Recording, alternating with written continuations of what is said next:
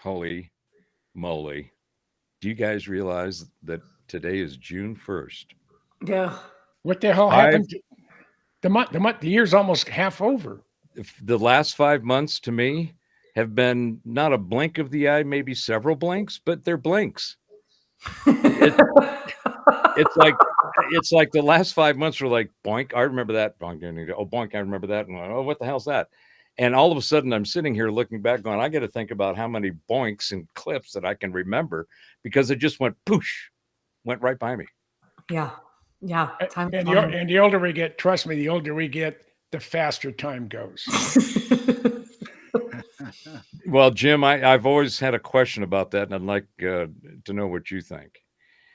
Is it time going faster as you get older, or are you going slower and the time therefore seems faster? I'm as fast and efficient as I ever been.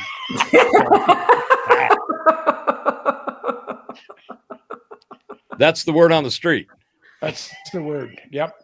Time seems to be going incredibly fast for me, and I'm 41. It seems like it's speeded up. It seems like it's speeding up. Did you say 41? My God. Oh my God. I thought you were like 28 or 29. I mean, you look like you're in your mid-20s. Your late 20s. Yeah, you look like you're in your mid to late 20s, dear. Oh, thank you. I have a 20-year-old. Holy shit. My God. Well, I have a 47-year-old, and my baby turns 40 this year. Oh, see. Oh. Yeah. That was the only thing on Jim's application for joining the Geezer Geeks that we looked at and went, well, okay, the guy's got some miles on him, so we might as well. If his kids have kids, then it's like okay, and that's that's how you get in here. But that's what until Rosemary's granddaughter divorced probably the nicest guy she'll ever know. We actually had a total of 7 great grandbabies. Wow. Yeah. They started out early. I started out late. Yeah, Jim, you did figure out what causes that, didn't you? I try. Speaking of causes and circumstances and responsibilities, it looks like Mr. Doc Skinner is going to join us now. And speaking of aloof and being non-visible, non-out there, Mr. Skinner has been busy, and I think you got to put your camera and your come off of mute, Doc. Yeah, there he is. He's coming in.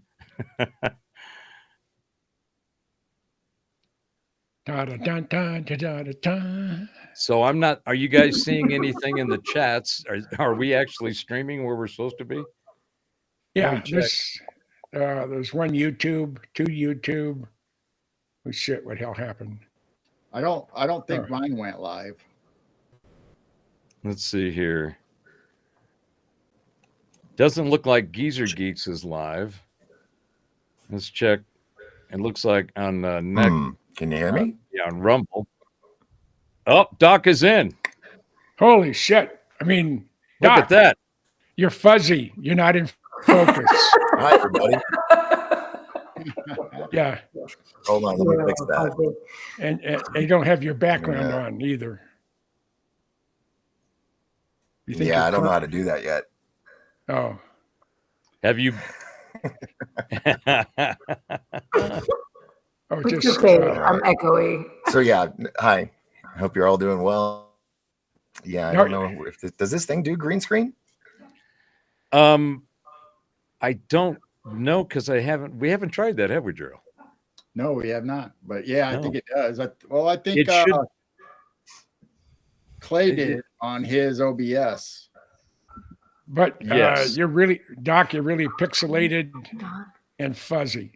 Yeah. Hold on. Let's see. Turn the lights down a little bit. It was really bright. So Gerald, I don't see the Geezer Geeks YouTube streaming. I don't see either of my 2 channels streaming. So I don't know why it didn't go this time, but it went earlier. No picking your nose.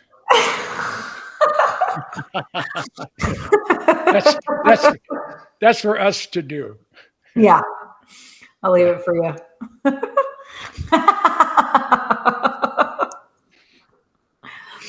Okay, so yeah, Gerald, it looks like the Rumble. Yeah, I've got everything. Yep. Extra YouTube didn't go.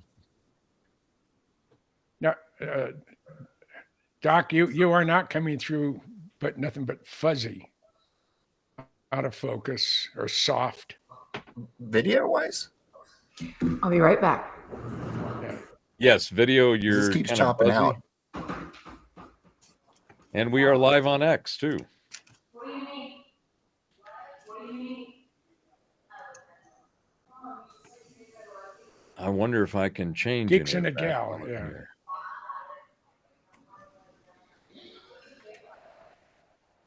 Oh, Heidi in the house.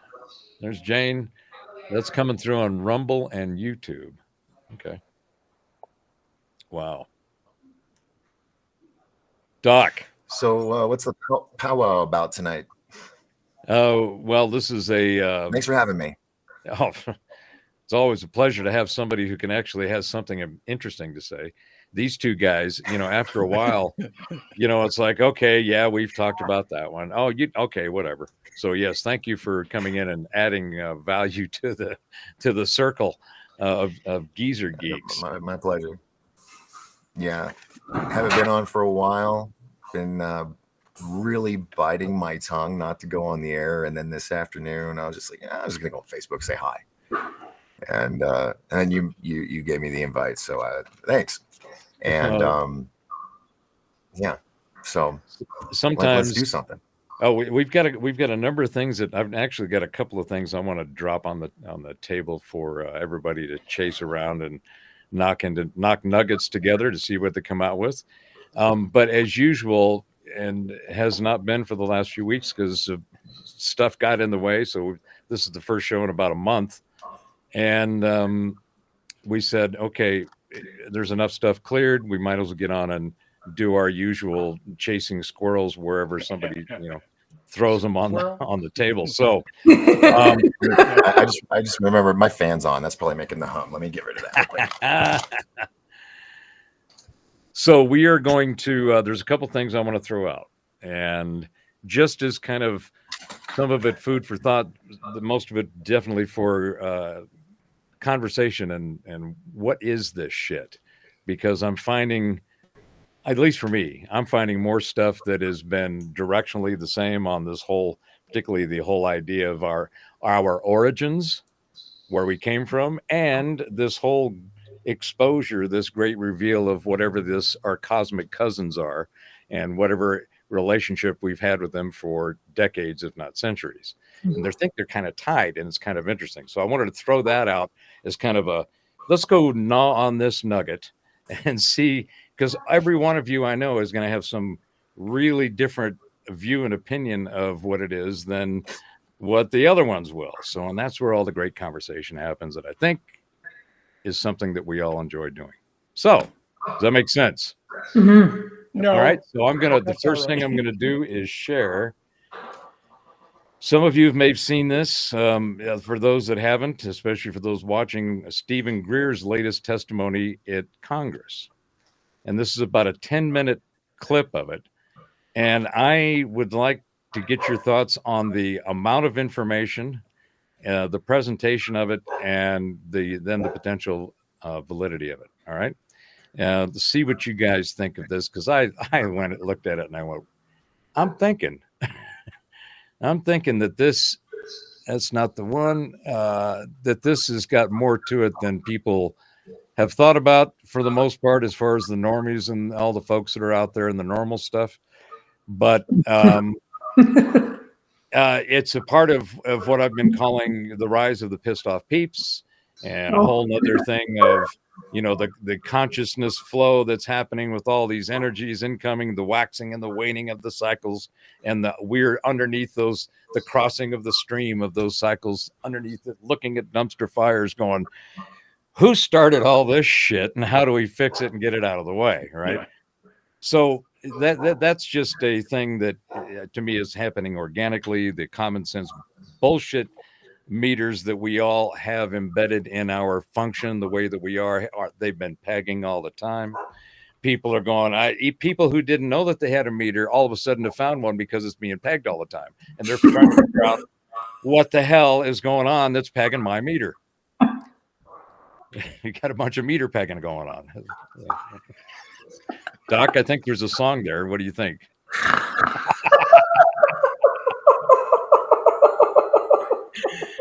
So anyway, let me play this. Let's see. Have I got it shared? I've got it shared. As I said, it's about 10 minutes, but your thoughts individually and collectively will be very interesting. One thing before you start, I was talking to Michael Schratt. I talk to him almost every day, but right now he's at whatever it is in the desert. Contact in the desert. And he said he's going to break loose and come on and speak to us. But one of the things that Michael did for the last year plus for Greer is he has scanned all his documents, everything. So whatever Greer's talking about, if you go on, and I'm not even sure. I think it's the disclosure event. But if you can find out where on Greer's website, you and I have access to 100% of everything that Michael has scanned for the last year and a half. And it's a lot. I got to see the stacks and stacks and stacks of evidence that he had compiled in a room when I went to do an interview with him. And I was like, what is all that? He goes, that's everything. So yeah, it's a lot. So everything that Dr. Greer is presenting, and I'm not sure when this was filmed, unless it could be current. I think it's a month or two ago, and then there's an event for October 18th, I think. That attorney that's worked with Greer, Michael Sheen, I think, or Sheehan, the white-haired guy that is, the attorney. Yeah. I think he's been talking about something happening in October. So I think this is fairly recent. It's definitely not the last stuff that I saw when he did a year ago. It seems more current. But anyway, let's go and let's see what he has to say, and then let's have a chat about that. All right. Give me a 5 by if you can hear it. Information that he had, which allowed for a car to run out of the ambient energy, was in documents confiscated by the FBI. And I have a Department of Defense document demanding that the FBI turn these over to the DOD. The FBI refused. At any rate, science continues because the laws of the universe are in fact universal, and they can be discovered here or around Alpha Centauri or any place else in the cosmos. By 1928 and 29, T. Townsend Brown, as well as the Kowalski-Frost experiment in physics in Germany, had determined that VHV, very high voltage systems, done in a certain resonant field could result in so-called electromagnetic-gravitic effect, the lifter effect that has been described, which you see in UFOs. They also can create what's called a space-time bubble around an object so that you can correct for 1G. This is how these objects are traveling at multiples of what any aerodynamic physics would describe, and can make right-hand turns without killing the occupants. Around this same time, there was, in the 1940s and the late 1930s, a number of UFO sightings. This included the so-called Foo Fighters. Yes, it's a famous rock group. However, the Foo Fighters took their name from the reports of these objects seen in the theater of World War II that were flying around our aircraft. We thought it was a secret weapon of the Nazis. The Nazis thought it was a secret weapon of ours. There was Jimmy Doolittle, the famous general. His nephew is a dear friend of mine, and he has testified that General Doolittle was sent by FDR over to the European theater in World War II, investigated the Foo Fighters, and came back and told Roosevelt, and I quote, "They are interplanetary vehicles." So by then, there began a classified program, and which was augmented further by events, as mentioned, in 1941, and then, of course, the famous Roswell event. Those events led to, as Philip Corso describes, a reverse engineering program. As you all know from the famous Wilbur Smith document of 1951 from Canada, it talks about that flying saucers exist, but there's a high-level team headed up by Dr. Vannevar Bush that is studying the, quote, modus operandi of these vehicles. These were the most brilliant scientists, Edward Teller, Oppenheimer, and others, Hermann Oberth, amongst others, who were in this team studying how extraterrestrial vehicles move. In October of 1954, a key date I want the committee to remember, we have actionable intelligence from someone who has worked in the National Security Agency and has been in the vault. All of this went deep black because they figured out at that point gravity control. So since 1954, October of that year, we have not needed rockets, jets, internal combustion engines, and surface roadways between cities. I say this with authority that this is the case.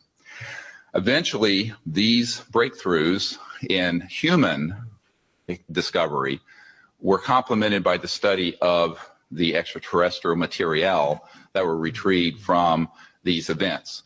And contrary to most people's thoughts, the Roswell event was actually a downing of an extraterrestrial vehicle by an electromagnetic system that was hidden in a radar dome that was switched on. And this is in an FBI document that I can provide for the committee and is on the flash drive given to the Congress. The result ultimately was that there were trans-dimensional physics that began to be studied that deal with the nexus between electromagnetism, energy generation, anti-gravity, and consciousness. And we have discovered that there is a nexus and that, in fact, there are electromagnetic systems that have been developed that can interface directly with what we call coherent thought, the same way that you can interface with a system with lasers, which is coherent light, where you sync up all the wavelengths. Ultimately, these breakthroughs were paralleled with amazing developments in the biological sciences and the experimentation with cloning. And this began many years earlier than was reported from Dolly the sheep in Scotland. This goes a little beyond, I think, what this committee wants to look into. However, you need to understand that the technologies that we have, and we were discussing, are not theoretical. We have actionable intelligence that any committee in Congress or executive action can find regarding current operations. And I just want to go through a list of them very quickly of these facilities and corporations for which we have witnesses who can be subpoenaed by the committees of the Congress. This was developed at the request of Congressman Christopher Cox of Orange County, and with whom I met, and was later further developed for the briefing that we put together for President Obama. These facilities are the Edwards Air Force Base and subsections where on at the dry lake bed where the Lockheed Skunk Works operations, Haystack Butte, China Lakes, George Air Force Base, and the closed Norton Air Force Base, where an anti-gravity device, so-called alien reproduction vehicle, for which we have the schematics, was seen by Frank Carlucci and others on our witness team. Tabletop Mountain and Blackjack Control. The aerospace facilities there are the Northrop Anthill Facility, Tejon Ranch, the McDonnell Douglas Llano Plant, Lockheed Martin Hellendale Plant, and the Phillips Lab. At the Nellis Air Force Facility, so-called Area 51, no one calls it that. There's S4 and S12, Pahut Mesa, Groom Lake, and a number of sub-facilities. The most important facility is in Utah, near Provo, the Dugway Proving Grounds, all of which is underground, and the airspace above it is classified. There are no roads into this facility. The New Mexico facilities include Los Alamos National Labs with underground connectors to the so-called Dulce area where the biological work is being done, and Kirtland Air Force Base. And the complex there includes Sandia National Laboratories, Phillips Labs, Manzano Mountain Weapons Storage Facility, Coyote Canyon, and the White Sands Complex. In Arizona, near Fort Huachuca, which is Army Intelligence Headquarters, there is a UGB underground base where one of our witnesses who will testify worked on 9 separate extraterrestrial vehicles that had been down through advanced electromagnetic pulse weapons. And there are several different species of extraterrestrial biologicals stored at that facility. The other facilities, and this goes on, include a special compartmented area of Cheyenne Mountain, where we have witnesses in our team who can be subpoenaed, where that we have tracked extraterrestrial vehicles in our solar system that were measuring 26 miles in diameter.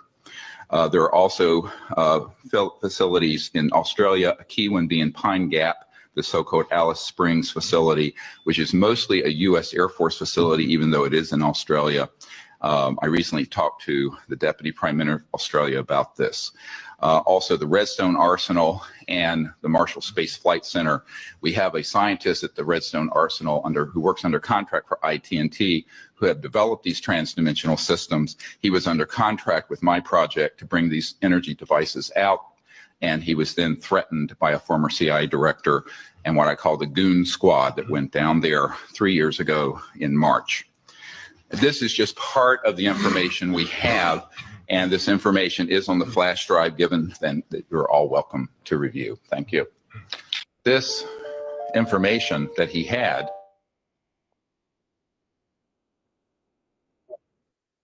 Okay. Oops, hold on. I got to turn stuff on and turn stuff off, and I'm like, where am I? Doc was having some trouble hearing the audio. He finally was able to hear it on the YouTube channel. There you are, Doc. Oh, you're looking a little sharper now. We're still not very pretty, though. Well, this is not a therapy session for Botox. So, hey, Doc, you're muted, Doc.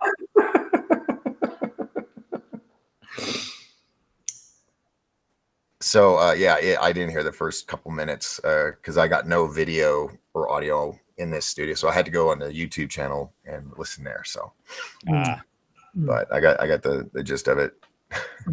Disclosure. I'll start with a couple of thoughts from my perspective. I think that there was that was basically a fairly full core dump of a bunch of different stuff, from the technologies to the places to the people involved and all of that. So I think he's doing one of the things that I think a lot of the ufology folks are currently embroiled in down in Contact at the Desert as well, is they keep recycling and regurgitating the same stuff over and over, and there's nothing as B jumps on and on about, they're just not telling us what they know, and right, not sharing with the rest of us, right?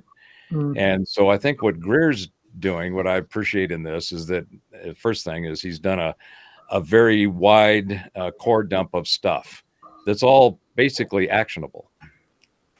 These are all things, and he's got corroborating data and evidence to prove and to at least give some kind of credence to what he's talking about. So there's actionable intelligence on a core of a whole bunch of stuff that's going on in ufology. And this is all, he's naming people, places, things, events, and so forth. That, I think, is the way that this information needs to be looked at. It's almost kind of like, and I'll just throw this in sideways and we'll come back to it later, because we got to talk about what happened last week.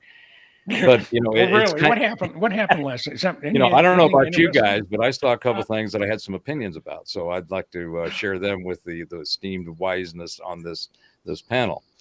But one of the things we're seeing is a core push of data that's been repackaged in bows and ribbons and shit wrapped around it, and it's a constant feed of stuff, and it's literally all the same stuff. It's just repackaged, right? Mm-hmm.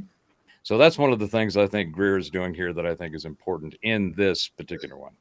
I have other thoughts on when he talked about frequency and light and vibes, and because, that's my wheelhouse where I like to go rummage around in. But let's start from just that perspective. What did you think of the information he presented, the way that he presented it, and do you think that there's any value or import in it? Let's start with you, Gerald. I don't really know. I mean, What was your impression? Usually agree with Stephen on a lot of stuff. I mean, I know he's up front on the UFO and all that stuff, but a lot of stuff I hear him say, I think it's just make chatter and get his face out there and sell his C5 or whatever that program is. And I don't have a lot of faith in a lot of the stuff he says. So the information that he dumped in that thing, there wasn't any nuggets in there that you thought that might have some relevance and import, or do you think it was all just couched in his package of shit? I mean, I was kind of interested when he was talking about the gravity and the shield around the ships on how to travel and stuff. So I'll have to re-listen to that again. I didn't hear all of it, but. Okay. Well, that's one of the other things that to me is very interesting because, we are geezer geeks. I've been geezing in the geek for over 50 years. And when I think back, and I've had recent opportunities to do that self-examination, that introspection of what did you do back then? What was that shit you did? And does it have any meaning or relevance to what's going on now? You mean you gave yourself a colonoscopy? Which I think is a great segue to ask Mr. Goodall, the grand poopah of the poo. What do you think of what Greer dropped in there? Well, I mean, the locations he was talking about, they do exist. Some of them are now closed, like you said. But one of the things he mentioned of one of the places is Alice Springs and Pine Gap. And when Tucker Carlson came on board, I think this was 2019, he mentioned that, this guy on the, it's a spokesman for the federal government, said that there are craft not made of this earth overflying our military installations. And I sent out a fairly selective email to people I know, and I got an instant one back from Pine Gap. Got a buddy of mine as an analyst for the NSA. Was it the nasty spying agency?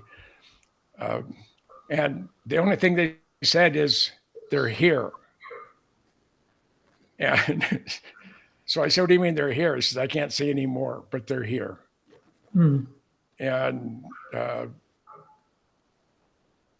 she said, it's a woman. I like women. What can I say? That's why I've lived so long, so I can share the wonderment of Jim Goodall. Yeah, sure. What you're saying is you like to spread Jim genes? Is that what I'm hearing? Oh, hell no. I've had too many ex-wives. Yeah, okay. Yeah. But I had my boss in the Air Guard when he was a major. He retired as a major general. I asked General Gatlin. I said, General Gatlin, you believe in UFOs? He said, absolutely, positively do exist. He said, want to expand upon that? And he said, yeah, we were called.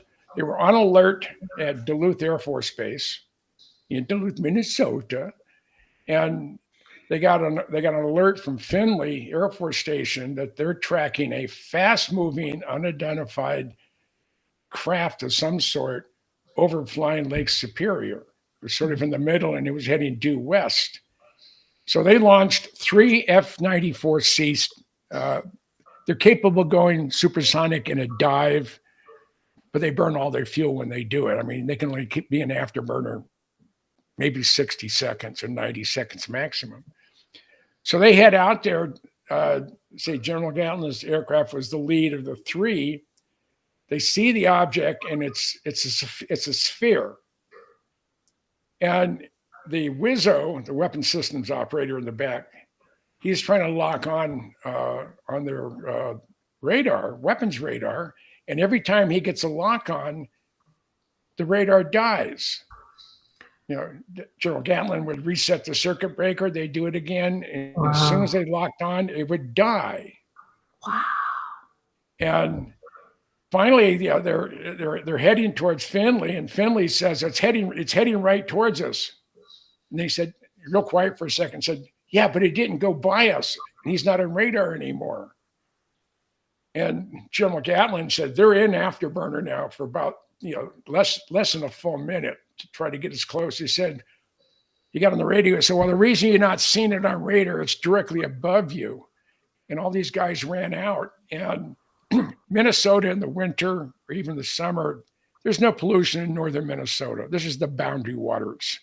The only thing they have flying out there or anything quantity are a couple trillion mosquitoes that have N numbers on them. But he said, if you looked up and stared up hard enough, even broad daylight, you could probably make out a couple of bright stars. That's how clear the sky is. I said, and this thing, as soon as everybody started running out of they have a geodesic dome there at Finley when they had radar up there. He said, this thing went straight up. General Gatlin said it literally disappeared. Wow. It probably at above 100,000 feet is what he figured. Love to see something like that. Yeah, and then a friend of mine who he was a SR-71 pilot chased one in 72 or 73. And his name is Lieutenant Colonel Dave Fruhoff. He's since passed away, so I can use his name in vain. He was on a night mission on an SR-71 out of Kadena, Okinawa. And they were flying straight. They were at 78,000 feet. They had a 3/4 moon off the left-hand side. They're at Mach 2.7. That's sort of a sweet spot, and I've been told, for blackbirds, where you're not going to overstress the airframe due to heat-related issues. Because at Mach 3.2, the airframe average temperature is 520 degrees.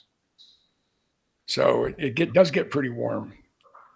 But it's a 3/4 moon, but he gets a glint off of something reflective 5 or 6 miles away and 5 or 6,000 feet above him.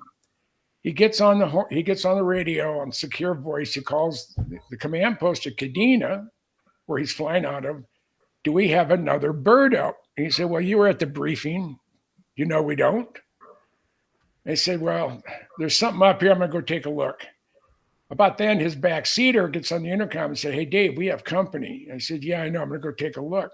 So he advances the throttles.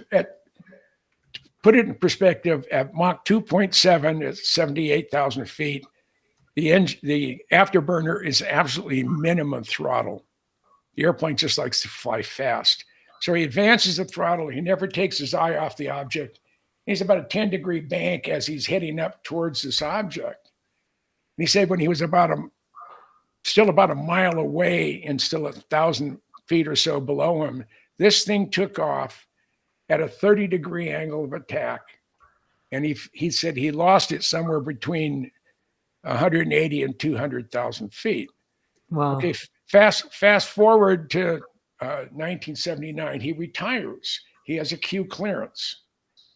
So he applies for a job and gets a job as facility manager at a place called Area 51.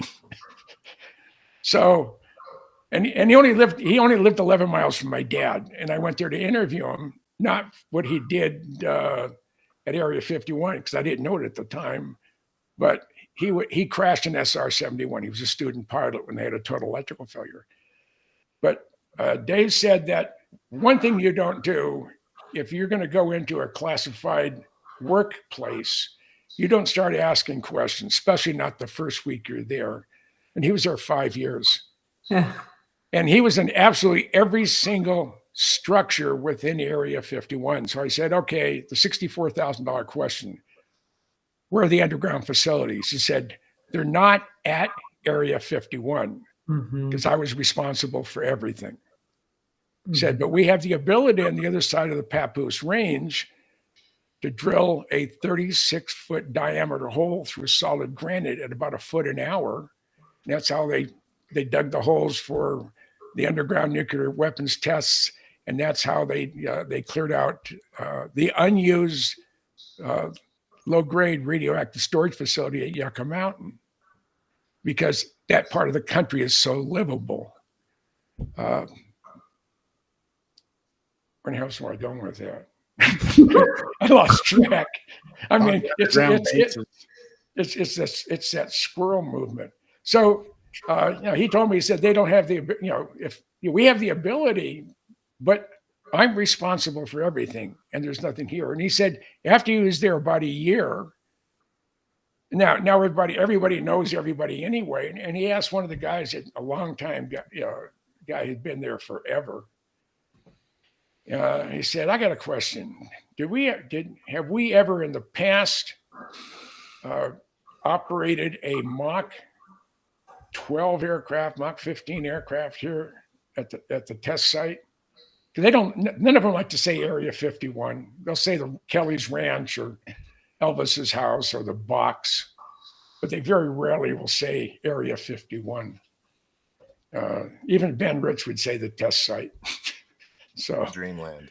Yeah, but so everybody said not here.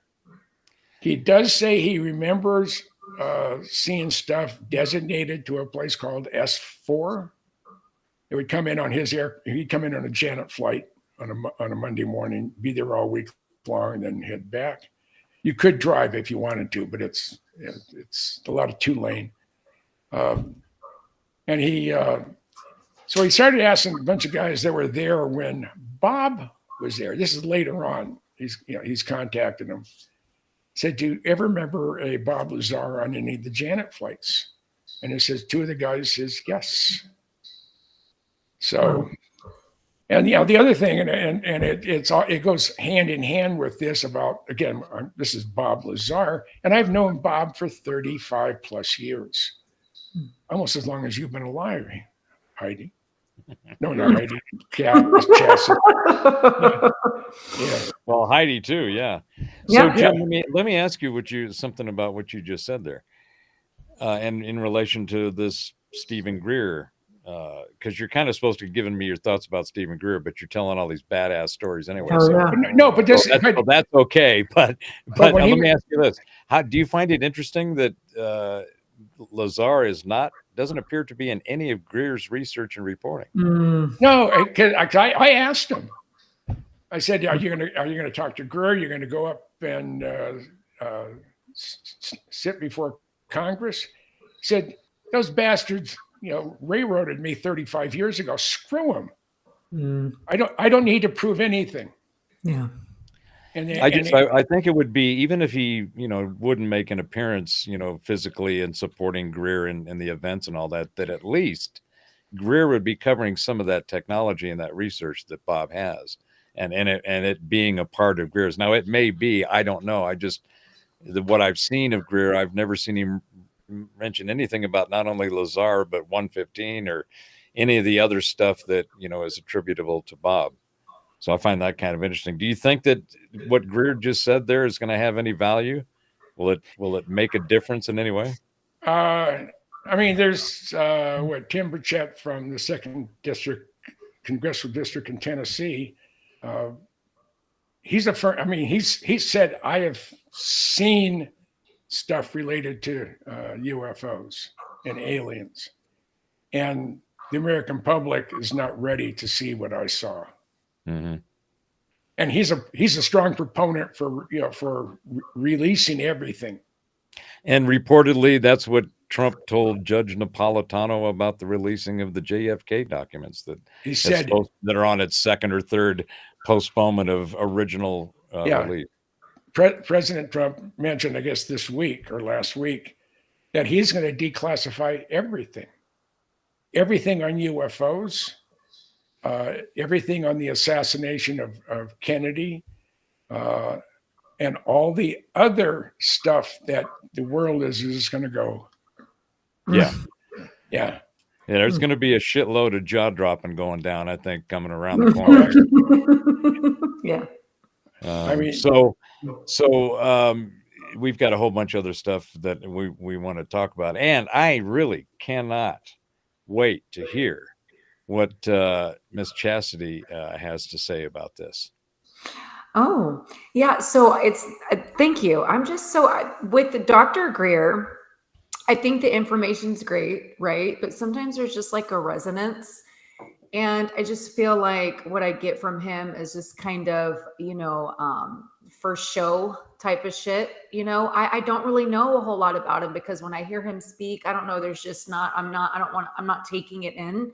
I feel like the information is great. I mean, it'll get to who it needs to get to and the seeds will be planted, but on an intuitive level, like it never really resonated. So I never really, dug deep into what he had to offer because everything you just showed, like, it just kind of feels like a stage, that I'm just so over watching. I don't know. That's just how I feel intuitively,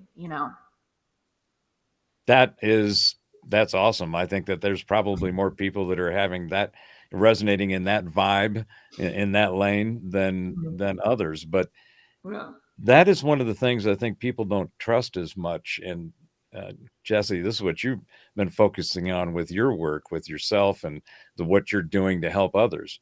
I mean, you're getting in resonance with yourself and trying to figure out what that is, what that means, what the characteristics, and you got to, and Goodall's a good one to check your stuff on because if shit's been done, he's probably done it. Yeah. And he can help you, navigate and mitigate accordingly. Yeah. But this whole thing for me, and I'm referring it to ufology because it's the same old shit gone through the wash, and there isn't the movement in that group. I'm not talking about the subject as a whole, because personally I think what's going on the moon and Mars right now is a hell of a lot more interesting than all of the noise and the chatter and the multiple movies on one screen that we're being fed. But if there is something that's about to be disclosed, it's not the disclosing of something, it's the exposing of the truth, of the reality that these folks have had this stuff. It's been at least decades, if not a century or two. Okay, I have a question. So what is he claiming to be doing? When I'm watching what you're showing me right now with Dr. Greer, who is he in front of? And what is he claiming to be doing? That's where I guess I'm kind of confused. Like, is he going in front of Congress? And I mean, what is he trying to do? I guess is what I'm asking. That is apparently his presentation at a congressional hearing on the topic of disclosure, which is his whole ball game. He plays on in that space of trying to expose the fact that there's a whole bunch of secret shit going on being run by secret people that don't have the right to do that or shouldn't, based on our rule of law and all the things that's supposed to manage all that stuff. So what he's saying is all of this tech has been hijacked by corporations and government fiefdoms and all this stuff, and he's trying to bring that information to the public. Okay, so I was understanding. So I apologize. I didn't mean to interrupt you, but I was understanding. Yeah. I wanted to make sure I was understanding, and I am, and like I said, I think the information it's going to hit the people that it needs to hit, but like you said, it's just kind of the same old shit over and over and over again. We're far above what he's talking about. We're far, far further than what he's talking about. So he seems to be kind of like he's the deli for the normies. Right. He's the Subway, Starbucks rolled into, feeding the fools that are not paying attention. Yeah. I'm going to interject. I've met and been with Dr. Greer on 6 different occasions. I mean, I was at the disclosure event at the National Press Club last June. Okay. At the begging of my buddy Michael Schratt. Michael said, Greer just intimidates me, and he intimidates a lot of people. He doesn't intimidate me because I had a dad that was more intimidating than anybody. And he's a type of person. He's harsh. He has an air. Well, he's a doctor, so he had to be halfway smart. I don't feel uncomfortable around him, but I much rather not be around him. 'Cause there's too much negative energy. I said, probably that's the best way to put it. Interesting. Okay. Yeah. And some people can't deal with him. Yeah. Okay. I'm not intimidated. If someone put a gun to my head and pulled the trigger, the hammer back, I'd be intimidated. But Well, that kind of speaks to what Chastity was getting with her intuition and her vibe. She's just not getting anything that she feels is going to be a pleasant experience for her. And I mean, you always have to separate the message from the messenger, because even some of the most incredulous idiots can have a little nugget of wisdom just pop out unexpectedly, and you go, "Oh shit! Everything else you do and are about is complete. I can't." But that little thing right there, you finally got you one. So lucky you. I'm gonna take it and run with it. Okay, that's very interesting. So we've got. So far, we've got me though. While you were playing that, I don't like Stephen Greer because of those facts. So I really didn't listen to hardly anything he was saying. So he could say something very intelligent and have the greatest moment of his life, and I would have tuned it out because I just don't like him. See, I feel like it's like a resonance. Like there's just. We got a rough crowd tonight. So I don't Doc, have anything against the guy. I don't. I really don't. Doc, why don't you bring us home with what you know on this, because you've got your own perspective and experience therein. So what are your thoughts? Oh. Well, he's going out. If I say it this way, and then I don't. Why read through this? Should I say this or not? I've worked with Dr. No, I was daydreaming, so I didn't hear the last question. No, I've been associated with Greer for the past couple of years with the Cousins brothers, doing a bunch of films with him, and I met him with Rich Giordano. He came to speak. He was supposed to speak with Debbie Lovato, but because of COVID, she stayed home and did a phone call on stage instead. And he has his entourage that follows him around, and he is a very big, would be intimidating to most people, but like Jim, I was like, whatever. I didn't really fully grasp who he was when I got to meet him for the first time. And I was like, you're the dude that started Disclosure. Okay. And, he does have a lot of words of wisdom, little nuggets here and there.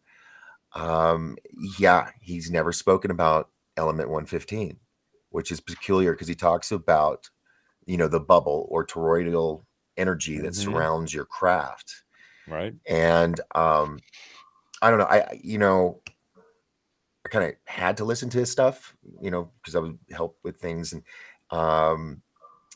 but somebody else came on the scene recently that blew my mind more than Greer could ever do, because everything that he talked about, and I've seen that before, now that when I finally got to see it, I know it. I've known it, and like you said, and I mentioned it before I left doing my show, was that it's just regurgitation from one podcast to the next, just, sending guests down the line, doing the circuit and whatnot. And I even came up with something that I think I mentioned on my show, but I'm pretty sure I talked to Jim about it, but a grading system on information in ufology. God, that is so freaking brilliant. I love that ufology. It's awesome. And so someone could get an F minus.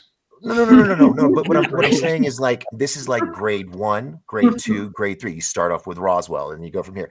By the time you reach a college level of ufology information, we're talking toroidal energy, we're talking the flower of life, interdimensional beings, stuff like that. But instead, I got frustrated with it. I felt like I'm just on this regurgitation. I'm always trying to come up with something fresh and new, but everybody wants to talk about the same thing for like a week or two, and then a month or whatever, and then they move on to the next thing. And I felt like, I'm got 4 PhDs and all this shit. I want something new. land something, greet us. I'm ready to move on to something bigger and better. And when this Oscar nominated actor went on Joe Rogan and did a Mr. 3-hour podcast, Howard. Terrence Howard, yes, I'm glad you're bringing my that up. jaw 'cause- was like this. Yes. For 3, I sat on my bed and I He's couldn't smart. move. He's And smart. well, part of it was because I'm trying to keep up with him because he's so damn brilliant. And when he spoke of how things, work in his world, the periodic table being in a 3-dimensional or 4-dimensional realm, and how everything's connected with light, colors, and frequencies, and how they interact. And nobody talks about that with the 2-dimensional periodic table.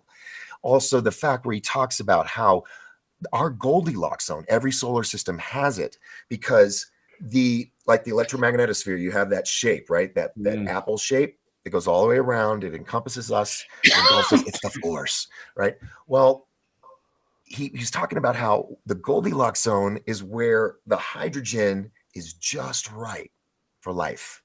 Before and after it, Venus, Mercury, and then Mars and so on, they don't have that. And so that's why there's no oxygen. Okay. And he was talking about how over eons, the sun is literally burping planets out, and they start small because they're closer to the sun. But all of the planets slowly, what, Jim? He had a joke he was going to drop there. But Doc, I completely agree with you. And the whole thing that what I heard him bringing to the table was the whole, what I call in my Informatica model, the frequency physics. Yes. The physics that we are in right now is a grit, billiard ball model. And even with quantum field theory and so forth, they finally have come to the point where they say everything is a wave. There's nothing is static. There's no straight lines either. There's no even straight under line. An electron microscope, it's still going to be squiggly because it's a wave. It's everything. And then the church screwed us by taking the flower of life and making a pyramid in it with straight lines, screwing everything up, adding 0, the square root of 2. So I think I understand what you were saying about Greer, because you've just opened up a whole nother thing that is just called a segue. Way on. And you got it now, brother. You are the master of those. So that whole concept, did any of you, the rest of you, see Terrence on Rogan? Yeah. You saw that? For the whole thing. I didn't see it. I didn't get to finish it. I'm sorry, Jim. No, it's 3 hours, and it is like Doc was saying. There was a flood of nuggets, and it was like trying to bury him, catch him. Oh, I'm gonna eat that one. Oh, fuck! And it was just this. It was in a nonstop way. Watching Rogan's reaction, I thought was highly entertaining, because Joe's just sitting there going, what? Wow. But what Terrence Howard, to me, one of the most important things is, again, this frequency physics concept, looking at the universe in frequencies, not in billiard balls and compounds and constructs, because all of that, just like you're saying about that Goldilocks zone that happens in the vortex, it's a toroidal construct, right? And it folds in and without itself. And we've seen, what's really cool is that they show some of this stuff in the Marvel's Avengers series. There's some different incredible graphics that show that kind of a model. You can tell somebody went to not only what Terrence is doing, but long before Terrence, this is all Walter Russell. And he even mentions Walter Russell, right? Yes. And Tesla. Yes. Tesla, Russell, the guys at the end of the 18th century into the 19th century, there was some amazing minds going on that are all saying, wait a minute, it's all ether. It's all out there in the cosmos. It's all a part of the energy fields that are there. Everything that exists because there's an energy field with characteristics that manifest it. That's it. And it's got a stamp, a signature, a model, a framework, a metrics around how that stamp manifests. So so let me ask you this, Doc. You were clearly blown, as I was, and most people were just sitting there going, holy shit, I wonder who's going to And he has 97 patents. And by the way, he's the creator of AR and virtual reality, which was one of his patents. $7 trillion. Raytheon, all the big government companies, Sony, PlayStation, all made money off of it. And he is the what's the thing in the Matrix? The the architect. Oh, the architect. Yeah. He's the architect. And that's why I was just so blown away.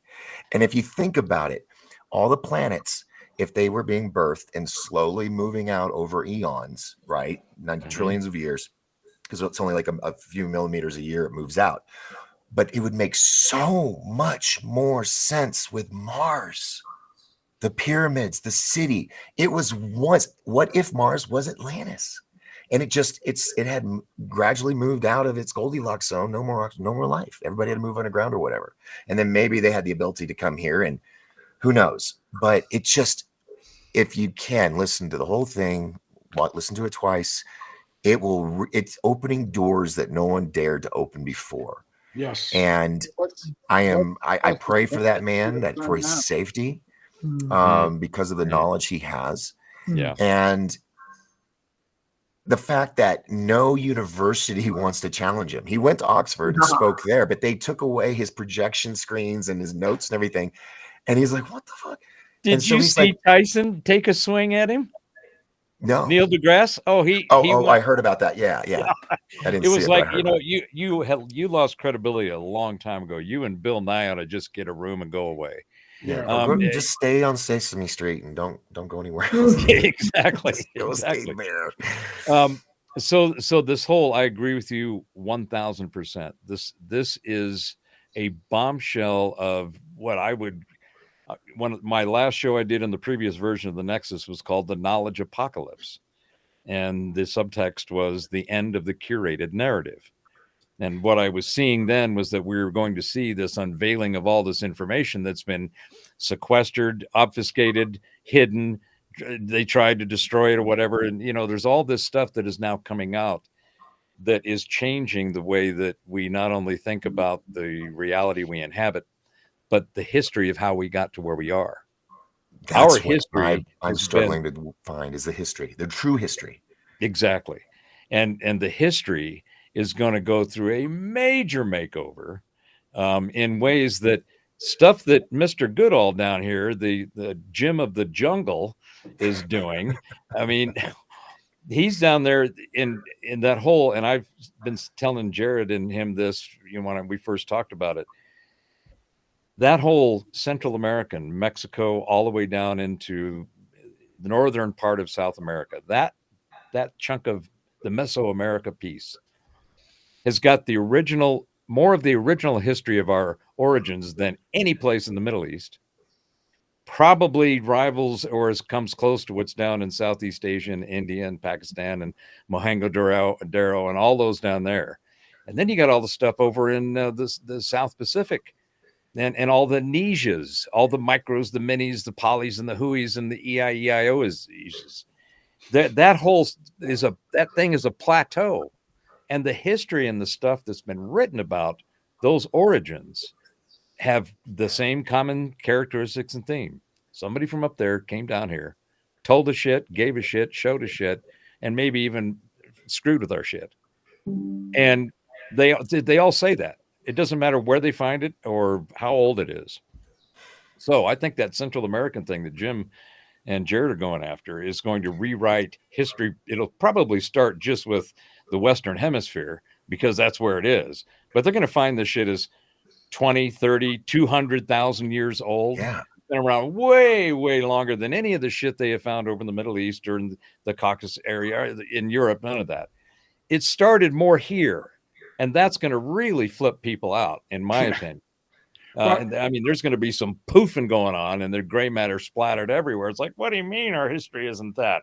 What do you mean I didn't come from? So I personally am very excited, although I have some trepidation at the mess that it's going to cause. But I'm very excited about this happening.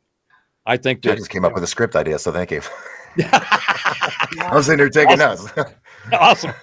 So that whole, I think the great reveal is one of the tags that I like to use. People said, great rethink, reset. And I'm like, no. The great reveal is going to lead to all the other shit, because the revealing of the knowledge that is what we are about to have revealed to us, so that we can go, what? It really wasn't that way. And then there's going to be the whole, deciphering and introspection and examination of, well, why did I end up with that thought? Who gave me that? Did I adopt it or come up with it on my own crazy shit? Which, yeah, a lot of us end up getting there, especially when you're long on the tooth like the geezers here. But then you also start realizing that you look back and you see how much of it was pushed on you. How much of it was you were told that this is the way is. Yep. So therefore thou shalt do the is as we have described what it is. That is the thing that is people are going to go, what do you mean? Are you kidding me? Seriously? And the thing that goes on with the ufology stuff, I'm glad you like that talk, because it makes sense to me. It's just it redefines it the way it's behaving, I guess. But the whole idea is people are going to go, well, wait a minute, all the stuff that I've been taught and told, particularly theologies, the religious systems, are going to have one hell of a mess on their hand, because there's going to be a whole bunch of shit that shows where they came from, and they aren't what they said they were. And you're going to go, that's always been probably part of the reason why the governments are not releasing information on UFOs, because if it turns out that Jesus, Muhammad, Buddha, Adam Smith, anybody that's attached Jim to Jones, they just. What do you say, Gerald? What do you got there? A little Kool-Aid to go along with that. Yeah. I mean, they say that it would destroy civilization as we know it. And I've mentioned this before, that the only thing that kept me from wanting to strangle my ex-wife was I'm too much of a gentleman to do that, and two, I didn't want to go to jail, not for her. But the one thing that keeps what are you laughing at? Yeah. That was the best thing ever happened to her, but that's neither here nor there. We lost somebody, or Doc, Doc's taking a whatever. I forgot what I was talking about. Well, so let me stop you from talking about all of those salacious weekends with ladies that you were going on something about body count, and I think we need to stop you right there. Sorry. Yeah. So okay. When we talk about, and this is the second part of something that I'd like to share that is relevant to what we're talking about. And Doc, when when you started, as soon as you said, well, there's this new person on the scene, and he's an actor, and I'm going, I think I know where he's going. It's called a setup. You do setups and segue. Yes. Your setups and segues are so sexy. It's all about the radio. Yeah. How you doing? So this is way too much fun. Yeah, no, see, and that's what I mean. This stuff with Terrence Howard, it's new, it's fresh, it's a next kind of level thing, and Bingo.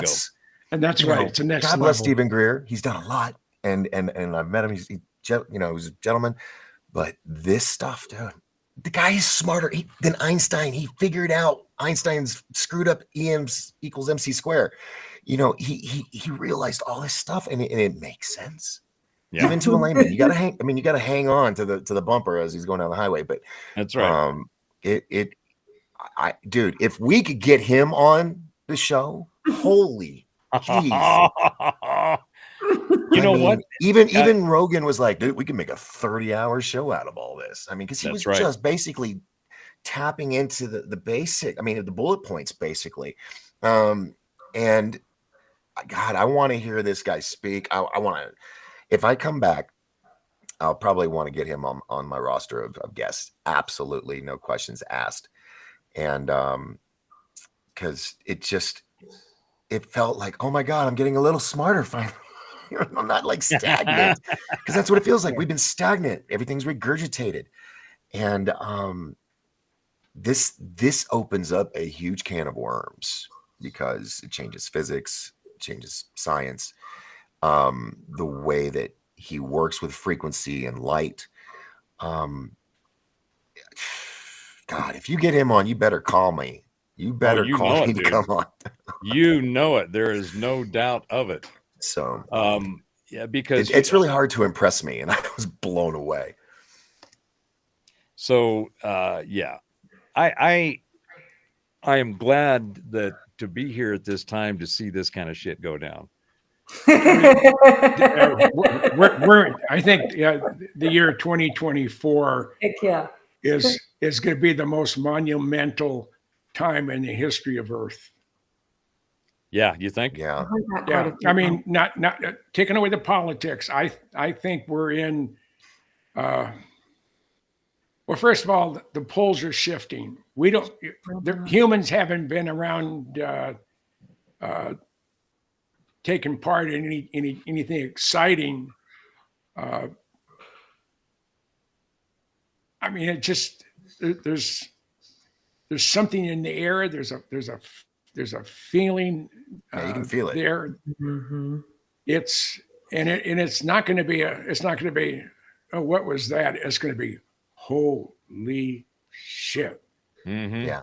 But when the poles shift, it's going to affect all your migrant creatures, anything that have the internal the birds and all that. Yeah, compass.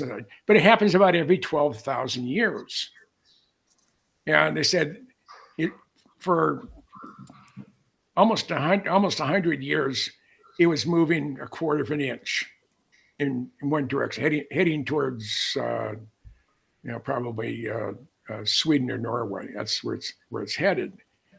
And in the last 5 years, it's moved 175 miles.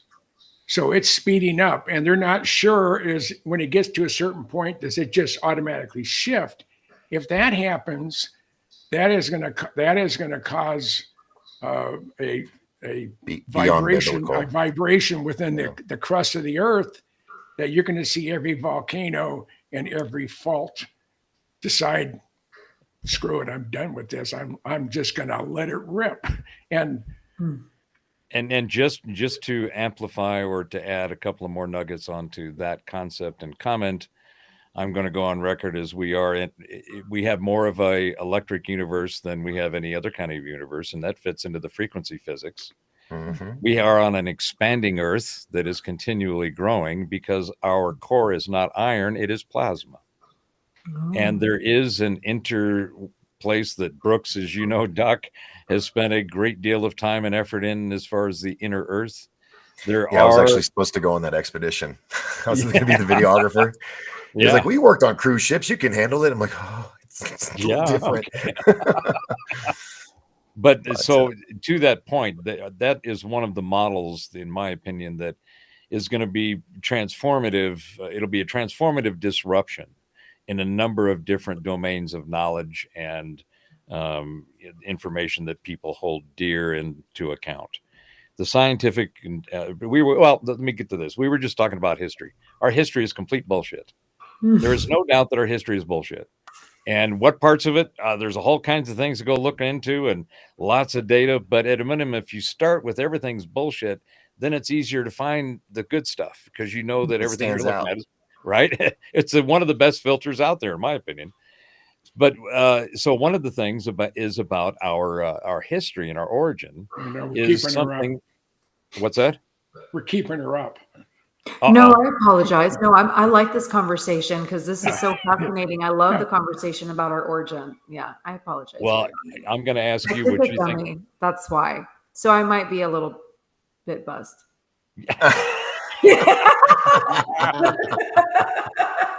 Well, we're going to take a little intermission here and let everybody drain and refill.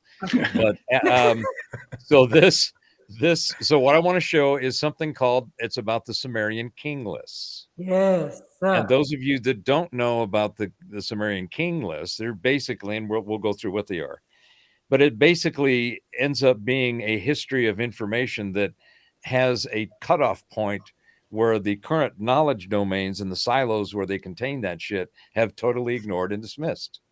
and you go, well, why did you do that? One of my favorite things, especially when I get into some little back and forth of somebody's going, oh, our history is blah, blah, blah. And I go, you know what?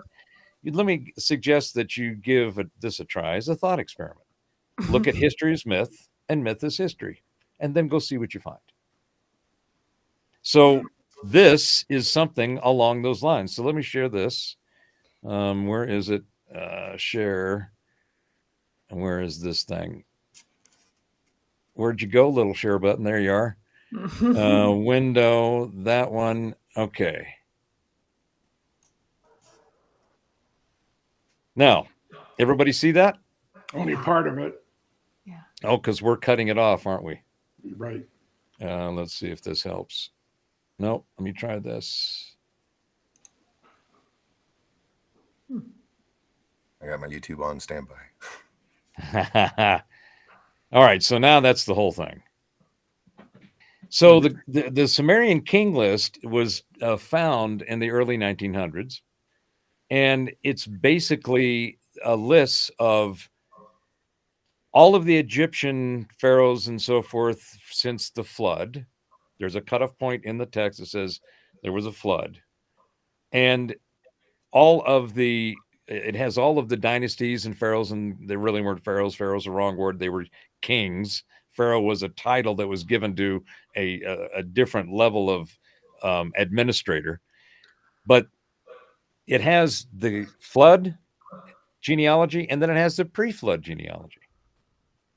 And the pre-flood genealogy is what all of the experts, authorities, and academic wackadoodles say is BS. Yeah. So this is what it looks like, and this is the first one that was found. But a few years after that, they found an additional 18 fragment copies. So it wasn't a one-off. It wasn't a story that some king and some gave his scribe a whole bunch of munchies and edibles and said scribe accordingly. Okay. Right. That's not what happened. And it's accurate up through, again, from the flood as we know it through the most recent dynasties.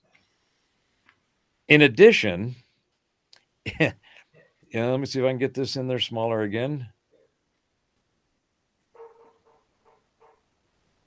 I won't be able to get it all in, so I'll read the bottom part. So basically, it identifies 8 rulers of ancient Sumer. And their combined rule of these 8 individual rulers was 241,000 years. Oh. So, and these were the 8 rulers before the flood.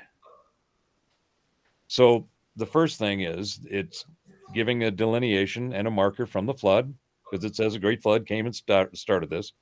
And all of the lineage and information that it says about what happened in Sumer and Egypt that it has in it is all corroborated by historians and archaeologists and all of the academics, right?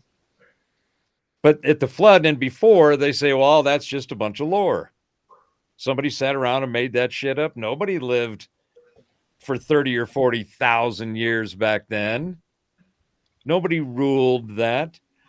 So the 8 rulers, it shows, they had a combined length of 241,000 years before the flood. The longest single rule was 12 sars, and 1 sar is equal to 3,600 years. So the longest ruler of those 8 ruled for 43,200 years. That dude must have left some serious genes all over the place. And panties too. I'm just saying. It they look like the stones from The Fifth Element with Bruce Willis. Right? Yeah. Yep. Yeah, they do. Yeah. Interesting. So that's the whole history on one tablet or one block. One block, and they have found extra segments of it, fragments. Let me see if I can. Wow. How can I get this? I don't know how to get it in there. I'll try to cover what you can't see, but so basically, this is the pre-flood list. These are the 8 cats that are listed, their names, what their subtitles were, and how many SARS they each ruled by, ruled for. First guy knocked off 28,800. Next one broke a record and took it up to 36,000 years. And then this dude, 43,200. I mean, come on. Another 28,000, another 36,000, 28,000, 21,000, and 18,006. So the question is this, is there something here? Because our esteemed authorities, who we have given authority to tell us what the correct information is, have told us that, well, after the flood, everything they wrote is correct. Before the flood, it's just bullshit. Because we know that couldn't happen. Yeah, multi-pass. Huh? Yeah, exactly. It's not that. Conspiracy music. Thank you. So here's where it says, after the flood had swept over and the kingship had descended from heaven, the kingship was set up in Kish. And that fits with all the historical stuff and all the deciphering and everything that we know to date. But apparently, just because after the flood, they kept the records accurately, they didn't do such a good job before the flood. The records before the flood, they didn't keep accurately because nobody can live for 43,000 years. If, in fact, they were somebody like us, or maybe we are genetically connected in some interesting, odd, and maybe obvious way. But seems to me that kind of longevity has got to be somewhere in our genes. And I'm thinking that there's a possibility that it's maybe here's one of the things that people, and I'll end this share here. Here's one of the things that people are not aware of, which I think is extremely interesting when you think about it. In the chromosomes in our genetic structure, we have the second chromosome is missing. Mm-hmm. It's been snipped, apparently. Mhm. All other primates have 28. We have 26. And that taking one out made us that much different, yet so similar with the other hominid types, life forms that inhabit our planet. Is it possible that if we could put that gene back in, maybe we could live for 1,000 or 2 or more years? Yeah, but the way the world's going, would you want to hang around that long? What was that, Chastity? I just laughed. Well, the whole idea of being able to even to conceive of longevity in that kind of duration, it's got some scary stuff right up front. You go, well, I don't know, what kind of condition is half of that going to be in? Is it you going to be on a ventilator but you're still alive? You can keep it alive, or is there a physiological component to just maintaining some semblance of a very, as well as possible, optimized biological carbon-based meat suit? Can we do that? And I think we are doing that. I think there's a lot of stuff that's about to come out in the technology space. And this is one of the great reveals of the knowledge domains that are, full of shit and missing a whole bunch of stuff they need to have and are going to be replaced by the actual knowledge. And that is technology and health and our wellness and understanding of the frequencies as it relates to our biology and our health, mentally, physically, spiritually. There's some great stuff out there now, and what's coming is going to be great. What do you think? Okay.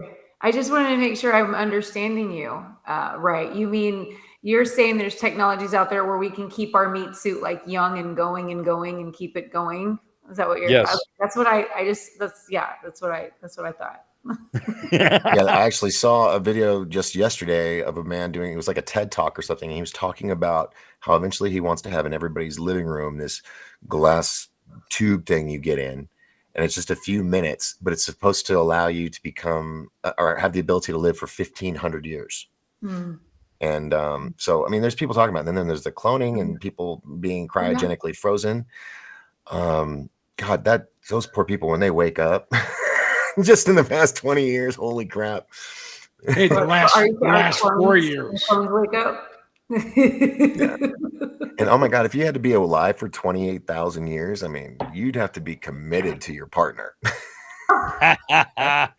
Somehow I think the model would be different. It would probably be something along the lines of rent a relationship and lease a marriage so that you have renewal periods and you can upgrade or change out whatever you need You can to. upgrade.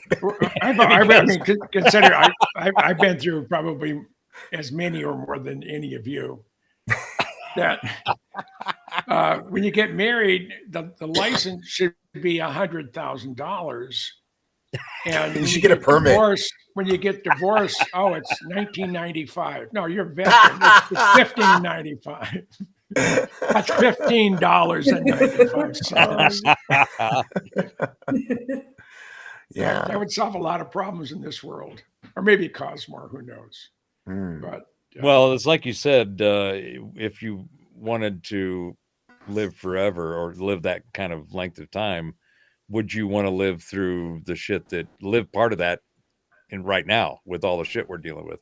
And it's like, well, I would think if you had that kind of longevity, even if it was 1,000 years, I think 1,000 years would be about my top. I'd like to see a millennium go by, because at least the things that we've kind of sussed out for the reality of our history, the last 1,000 have been very interesting and transformative in many ways. The next 1,000, I think, is going to be something that, is probably going to be along the lines of the Star Trek kind of future, because in spite of all of the fear, uncertainty, and doubt, the FUD factor around this AI bullshit, it's all bullshit, because none of that, we're not going to have a HAL 9000 Terminator singularity. That isn't going to happen, because we don't look at our sciences, what we were talking about, in a physics model that could make that even a possibility, let alone potential. So that's just part of the meme to keep everybody, all of their minds full of mush and mucked up about, and can't figure out what the hell they think about anything. They wait to be told what they should think about things, because the art of how to think has left the building. And that's part of this great reveal. I think people are going to realize that there's a way in which you can think about your reality and your existence in it, and how you can navigate it successfully, mitigate the bullshit, maximize the awesomeness. And it's not go finding the guru or the guru in you or the one or any of this other stuff for finding anything. It's just self-actualization and realization of who you are. You need to start from who you are, not what everybody tells you are, because that's where a lot of the adopted bullshit that everybody's cleaning out of the cobwebs are going through. It's like, wait a minute, I thought that this was the way things are. It's like, it's nowhere near that. It's something completely different. And for a lot of us who are aware of that, not only that reality, but aware of the fact that we see it coming, it's unfolding. We're watching the rise of the pissed off peeps, because the bullshit meters on a global basis have been pegged in the red for too long. I mean, have you seen some of the farmer protests in Europe? Why can't we do stuff like that? There's nothing like a skip loader full of manure on your front doorstep to get a message across. No, I mean, one of the houses of Parliament, I'm not sure if it was in the Netherlands or if it was in Brussels, the window was open and they had the manure spreader and hose, and they emptied the tank into that floor of the federal office building. I just love it, but it's not being reported. Yeah. It's not being reported because I don't want the world to know that, hey, it's not just us who has been, screwed out of a lot of things. It is the world and the elites, as they call themselves. Hopefully, are going to be in for a rude awakening. Yeah, and I think the awakening is coming on various levels. I think that we're going to see an unleashing of the herd of honey badgers. I just want to start collecting blue helmets.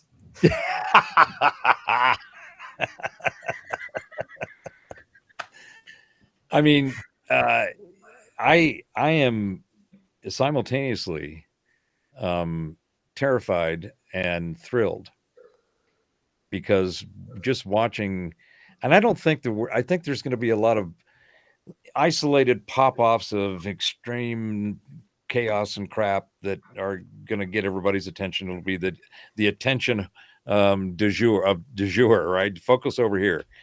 And there'll be a lot of them because they'll be easy to do, and they're already set up to do anyway. It's basically a phone call or a button push. So I think that kind of stuff is out there, but I don't think sans a CME in the X double-digit class, I don't think that we are going to end up in a pile of crap of carbon units just piled up all over the planet because we've lost our shit and we've nuked each other. I don't think that. It could be wrong, but it doesn't feel like that's what's afoot. It feels like it's going to be rumble, chaos, shaking shit, and getting in, and a pile of it going. And as these little individual pockets pop off, they'll get put out. Let me ask you as a kind of an example. You remember that bridge that Which one? The one that went out, the guy was on all the news, the carrier. There's been a couple of them. That's why I was asking which one. Yeah, there's been like 3 or 4 after that. But Yeah. Gee, remember how that one, convenient. the first one in particular was supposedly this extremely important supply line that had just massive repercussions, or could have, for the supply chain. Have you guys heard anything about that or seen any disruption in the supply chain? No. I have. Yeah. Well, I know One thing they did say, that for over 20 or 25 years, that there have been concerns about the health and survivability of the Star Spangled 4th of July Bridge, whatever they call it, Francis Scott Key Bridge. Yeah, that's what. Because the design did not fit the needs of the amount of traffic going over it. Dude, when I saw that thing, when I saw the collapse of it, I said, somebody went up there, and that was nothing but a bunch of toothpicks with glue. I built shit that fell apart like that when I was a kid. Yeah, I mean, it was so. And then, there's the whole thing about, was there these lights that popped off? There might have been explosions to do all that stuff. Regardless, it looked like it was one of the flimsiest ass designs I've ever seen on a bridge, particularly one that's supposed to be over, and it's such an important line of commerce, of goods and services. But I haven't heard anything about it since. Nothing about the repair, how long it's going to take, what the impact. They figure at least 2 years. They figure at least 2 years. And like Doc said, there's been 2 or 3 after that. But so why do you think that we're seeing that? Why do you think they're just trying to put fear, like pump fear? Sometimes there are days where I can't even pick up my phone because of the shit that comes out of it. It's just super low vibe, super drag, all the bullshit that's going on out there. I think it's the Soros paid terrorists that want to damage the supply chain. I'll give you a little bit of info. Did you know that you know who owns that bridge? No. Pardon? You know who owned the bridge? No. The same guy that owned the towers. And he took out a $1 trillion insurance policy on that bridge a year before, just like he did on the towers. Wow. Sneaky bastard. Yeah. So I mean, because it's never just one. There's any of these big events that happen. It never serves just one purpose. Right. There's multiple purposes, like 9/11. There was the gold heist that went on. The trucks that were found with gold in the tunnels after the collapse and everything. The servers that had the $2 trillion that what's his name said the day before, well, you can't find it, and then no one talked about it ever again after the 9/11 because 9/11 was most important. Yeah, and all the information where that was kept was in that building that wasn't hit. It just fell on itself. I know, and that one floor on the building 7 where they had the little machine to go boom, boom, boom, boom. It just happened to collapse as well without being hit by anything. Yeah. And even to this day, you say how many buildings fell on that day. People will go 2. Even in the 9/11 600-page report, Building 7 wasn't mentioned. Right. Yeah. know. So there's more of the history that is about to be reset, revealed. And Yeah. President Trump said if he's reelected, he's going to release everything on 9/11. So every conspiracy that we've had to deal with that maybe have been brought on by the deep state, he's going to release everything. So there's no reason except for some technology, but the existence of that technology and the ability, if it's for free energy or free or energy free transportation as we know it, then that can benefit the entire world, and it has to be released. Keeping it bottled up because some politician or some bureaucrat said, "Well, this affects national security." In what way? By keeping it from the American public or for the world in general. If you have something that would benefit it and you're keeping it away because of national security, you're as guilty as if you bombed us on December 7th. I think that's what Thursday was, by the way. The 21st December century. 7th? Yeah. December 7th. Yeah. But that's just me. Well, you think that do you think that there's I think that there's awareness, but do you think there's a fear of an awareness that the folks that are about to get, be caught with their pants around their ankles? Do you think that do you think they have a fear of that happening? Oh gosh. Well, I guess, do you think they're aware of it first, and do you think that they have any fear of it?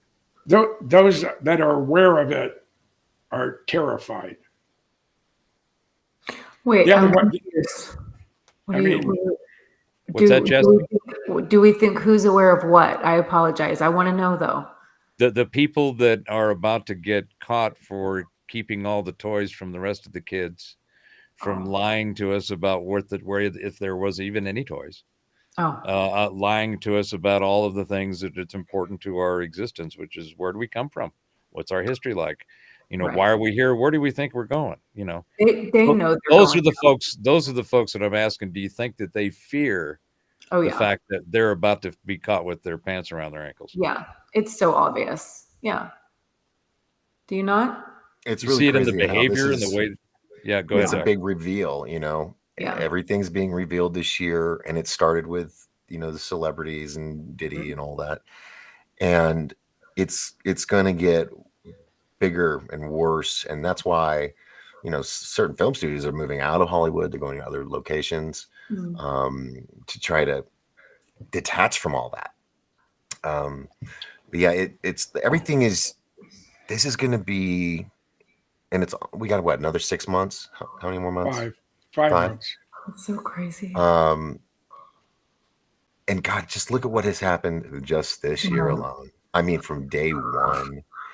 And it's just been, I feel like so much of it is orchestrated to constantly keep us on edge. It's just, constant bombardment to where we're always on edge, but yet we're also being desensitized at the same time. I'm noticing it with myself. I mean, I'm seeing stuff and it's like, yeah, it doesn't surprise me. I'm just, because I've been warning people about all this stuff for decades. I mean, even my own mother, God bless her, she thought I was a freaking nut job, guy standing on the street corner, and it is not, that's how she saw me. And then in the past few years, after COVID, she started realizing stuff. And yeah, it's been a slow process, but I've been trying to what's the word, little bits at a time. Give her little chunks of bread, of information, because she's a baby boomer age, and everything's always great, everything's fine. Like, no, it's not. I was a black sheep. What? My mom believes in clones. Do you not? No, I do. No. No, do you she's know just- clone? Do you know that? Like your mom, she's a baby boomer. It's hard to get her out of her box. You know what I mean? And it took me everything to get her to finally see. She finally saw, and she's like, "Oh my God, there's clones running this whole fucking world." Here's the crazy thing. I almost got pulled into that cult. The Aurelians that started Clonade in Canada, they came through my town to our college, and I thought they were just going to be talking about, aliens and UFOs. And they had guys in suits standing at the door and everything, like, Secret Service. And I just kind of slowly creeped out of there, and then find out a few years later they opened Clonade, and they're cloning all these people. And what's so crazy is, you've ever heard about the celebrity cloning? Oh, yeah. Well, it's been around a lot longer than Clonade, and we were told about it. Who used to watch MTV? Yeah. Celebrity Deathmatch.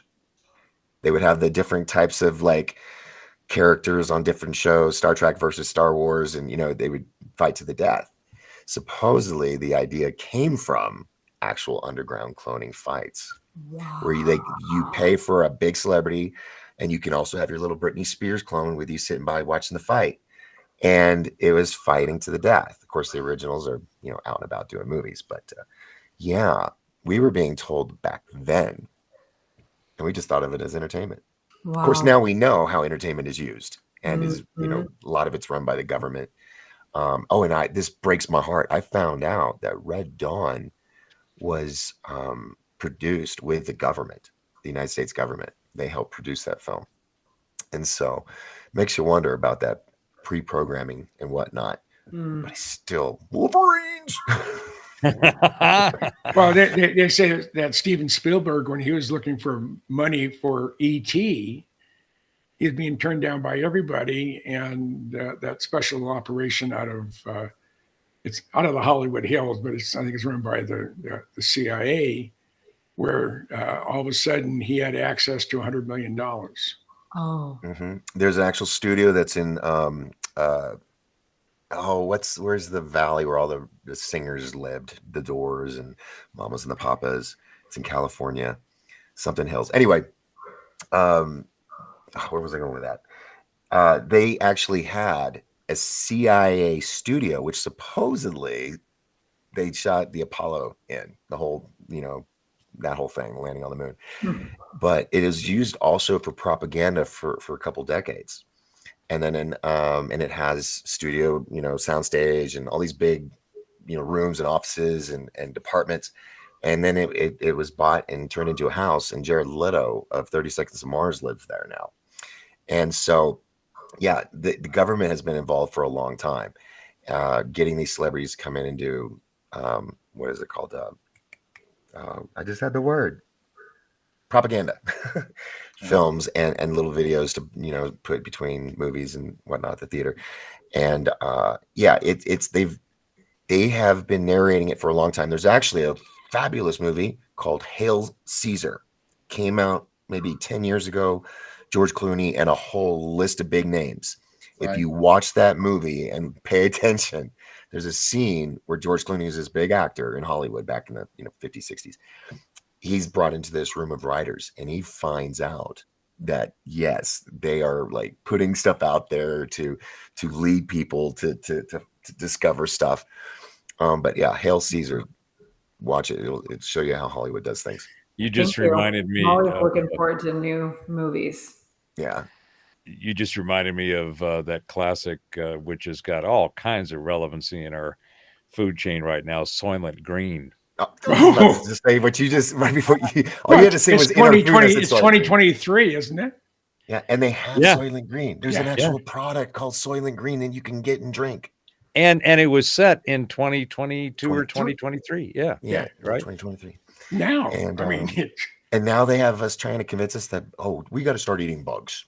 And it's great. It's great. Look, these guys in Somalia collect a whole bunch of gnats and put it together and make gnat hamburgers. They really do. It's gross. And that's what they're trying to get us. And then that's also why they're like slipping in our food. Oh, well, you can have a couple grasshopper legs. It's not going to kill you. I when I first realized, that when I went out and started doing my, experience doing any kind of hunting, and it was mainly fishing, or I did go out and shoot rabbits one time, but that was because of my first wife's uncle made me do it, riding in the back of a truck on the farm, chasing rabbits, shooting them out of the bush. But when I finally realized that I had a a carnivore construct in the way that my carbon unit functioned best, I started going, being able to go out and get food, to be able to understand and get something that is edible, whether it's a berry, a plant, a flora or fauna. But being able to consume stuff is really important. It's really important to the way that we just are able to sustain ourselves, let alone survive or even thrive. And that whole system that we currently have today is nothing but a ginormous poison mill. There is, in any kind of the manufactured, packaged, pre this, pre that, overdone this, and stick it there, that, there's nothing of nutritional content at first. And at worst, it is full of shit that is just not good for you in any way, shape, or form. So it's fascinating that we have our food industry that is poisoning us. And I think that's where the majority of the ailments that people are experiencing now, from obesity to blood pressure to dementia to whatever, it's come from the food. But oddly enough, their partners on the other side of the track have all these miracle drugs that they have made for you from the suffering of the poison that the food company has shoved down your throat that's coming out your ass. So you got the food folks fucking everything up, and they're fucking up the physiology. You got the pharma folks that are, we have a cure for that is going to not only alleviate some of your symptoms, but it's got all these other things like suicidal thoughts, anal leakage, all these different things that are side effects. And you go, wait a minute, that. I think I might just stay with the first problem I had. I have a better chance of surviving. It's the anal leakage that gets you. Well, it's like after you're 40 when you can't trust a fart. Those moments when you realize you hear that Chastity company. You got that to look forward to. Yeah. I'm 50, and I'll tell you it's a true fact.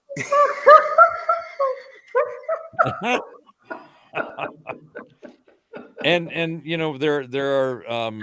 there are folks on this panel that can provide empirical data to say that yes. Okay. When your farts have company, that's not what you expect. It's called a surprise.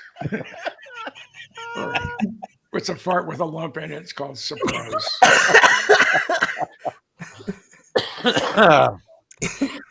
When you fart and your face goes, oh, here we go.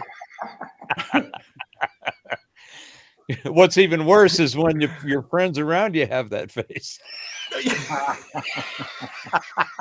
When you see that face on your friends, you have exceeded some limits of the evening. It's time to simmer down now. Hopefully, you'll have dark clothing on versus white pants or light colored tan pants. Oh, jeez. Oh, we're sick. I thought we were going to take a potty break. Oh yeah. Yeah. Let's take a little pause for the cause, a toddy for the body, and with all your permission, we'll take a wee intermission. All right. Okay. You worked on that all night in front of the mirror, didn't you? I learned that in high school from my band teacher, and I haven't forgot it since. Let me say thank you for having me on, because I don't know if I'm going to be coming back. I'm probably going to go hit the hay. Chastity, you lit up the screen and the conversation and all of the eyeballs that are enjoying this. Thank you so much for spending some time with us and giving us a little bit of class and, kind of hey, we need to check now and then. Thank you. I love this. I love listening to y'all. And I know I don't regurgitate things. Like, I take in a lot of information, and I do have a lot of information, but I really love these conversations. I really appreciate them, and I love expanding my consciousness. So thank you. Wow, boy, did we have her fooled, guys, huh? Yeah. She expanded her consciousness. Good job. I enjoyed all of it. So I thank you so much. It was nice to meet you. Nice and good to see you. Thank you, Chastity. It's been awesome. We're going to take that little pause. And when is your next show before you go? I'm going to try to record on Tuesday. It depends Okay. if my guest is able to come on or not. So I'm kind of, I kind of ADD'd out for a second there because I kind of panicked about it and I just had to calm myself down. So anyways, I'm going to try to have it out by next week. I'm hoping next Wednesday. Well, the links to everybody's channels and shows will be in the comments and in the discussion box or description box. But I'll make sure that your show, your channel is up there so everybody can check out what you're doing, because she's bringing home some real stuff, folks. And that's like unbelievably important for so many people. So thanks, I Chastity. appreciate that. Thank you so much. You guys have a wonderful evening. All right. Okay. Take bye. care. Bye. All right, gents. Well, we scared her off. I'm surprised we didn't scare her off sooner. Jim already disappeared. Oh, he heard potty breaking. He was out of there. You know how those old guys go. Probably it was that anal leakage comment that got him to start going, I think I got to go do something. It's like subliminal. All right. Well, I'm going to go refill my glass and let's come back here. Just turn ourselves back on when we come back in. You got music or? I got some music to play. There you go.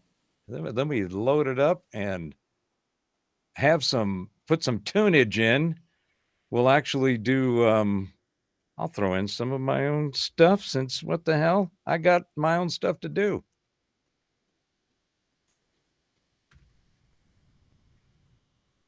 Okay.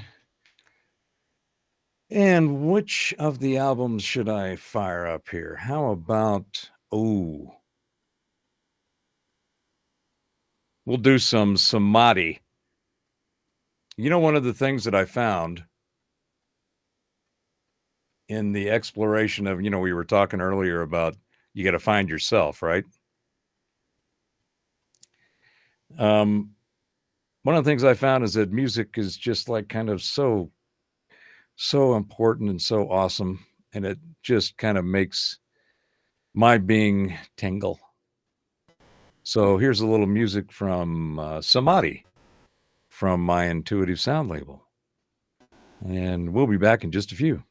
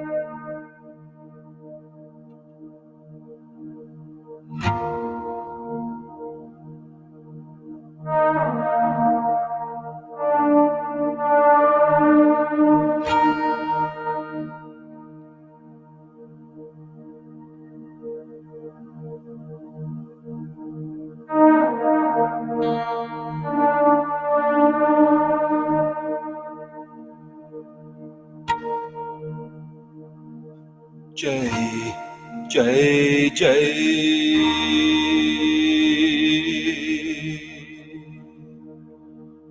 Jai, Jai, Jai. Shri Rama Krishna, Shri Sarada Devi. Jai, Jai, Jai. Shri Rama Krishna, Shri Sarada Devi.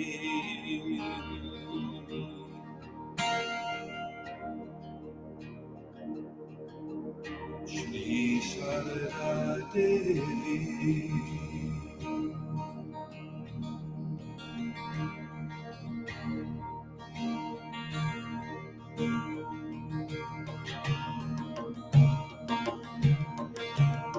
Vishnu Narayan, Lakshmi Narayani, together forever in Samadhi. Vivekananda, Ramananda, Yogananda, Ambikananda,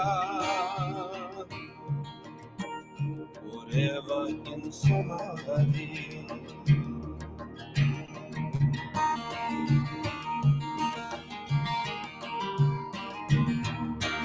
Jai Jai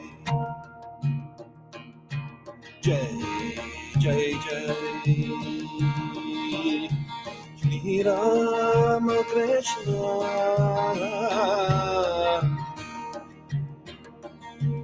Shri Sarada Devi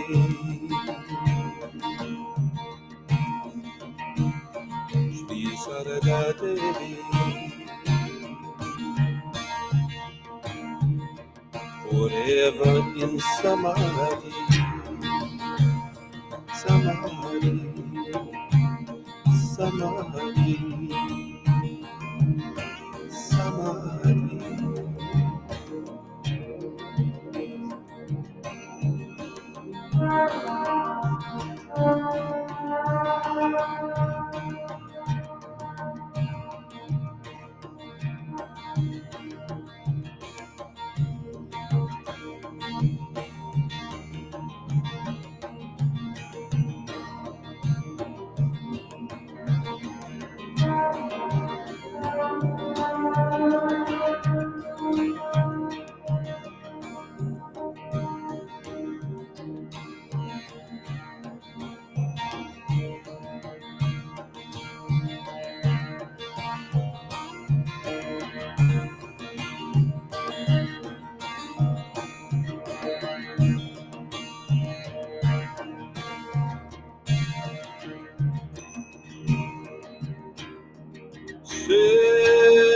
Self grows subtle matter spirit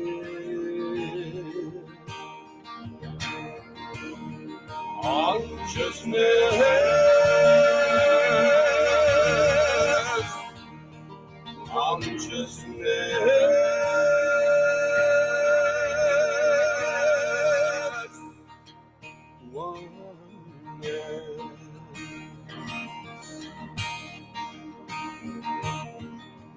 God the Lord, the Master of created things.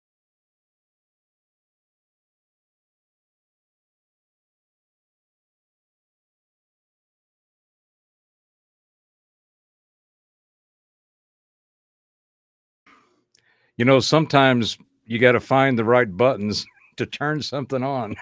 Right.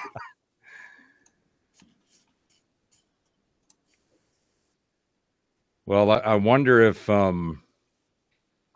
Jim realized he didn't have any toilet paper and he's having to use a cheese grater.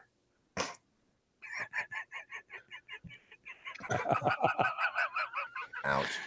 Ouch. Well, I had to say that before he came in and heard it. So, Oh, did that music come through okay? Was the audio all right?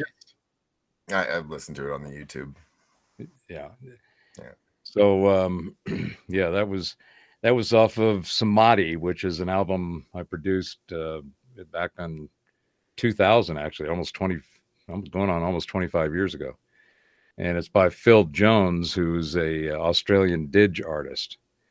And so he had some ideas to do this album called Samadhi, which is a blend of Eastern and Middle Eastern thoughts and philosophies and a number of things. And he needed musicians.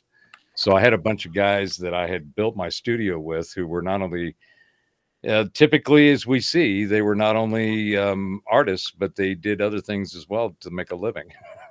Right? Because when you're an artist, you gotta have multiple avenues of revenues in order to maintain your artistism, whatever that is. ism. What was the guy's name again? Phil Jones. Oh, okay. I was thinking because I'm a big didgeridoo guy, and my first didgeridoo album was called Outback, and the name sounded familiar, so I was just looking it up to see if he was that guy. He's been based for a long time. He was based out of Taos, New Mexico, and he does a lot of healing work with the didge, but he also does a whole bunch of performances.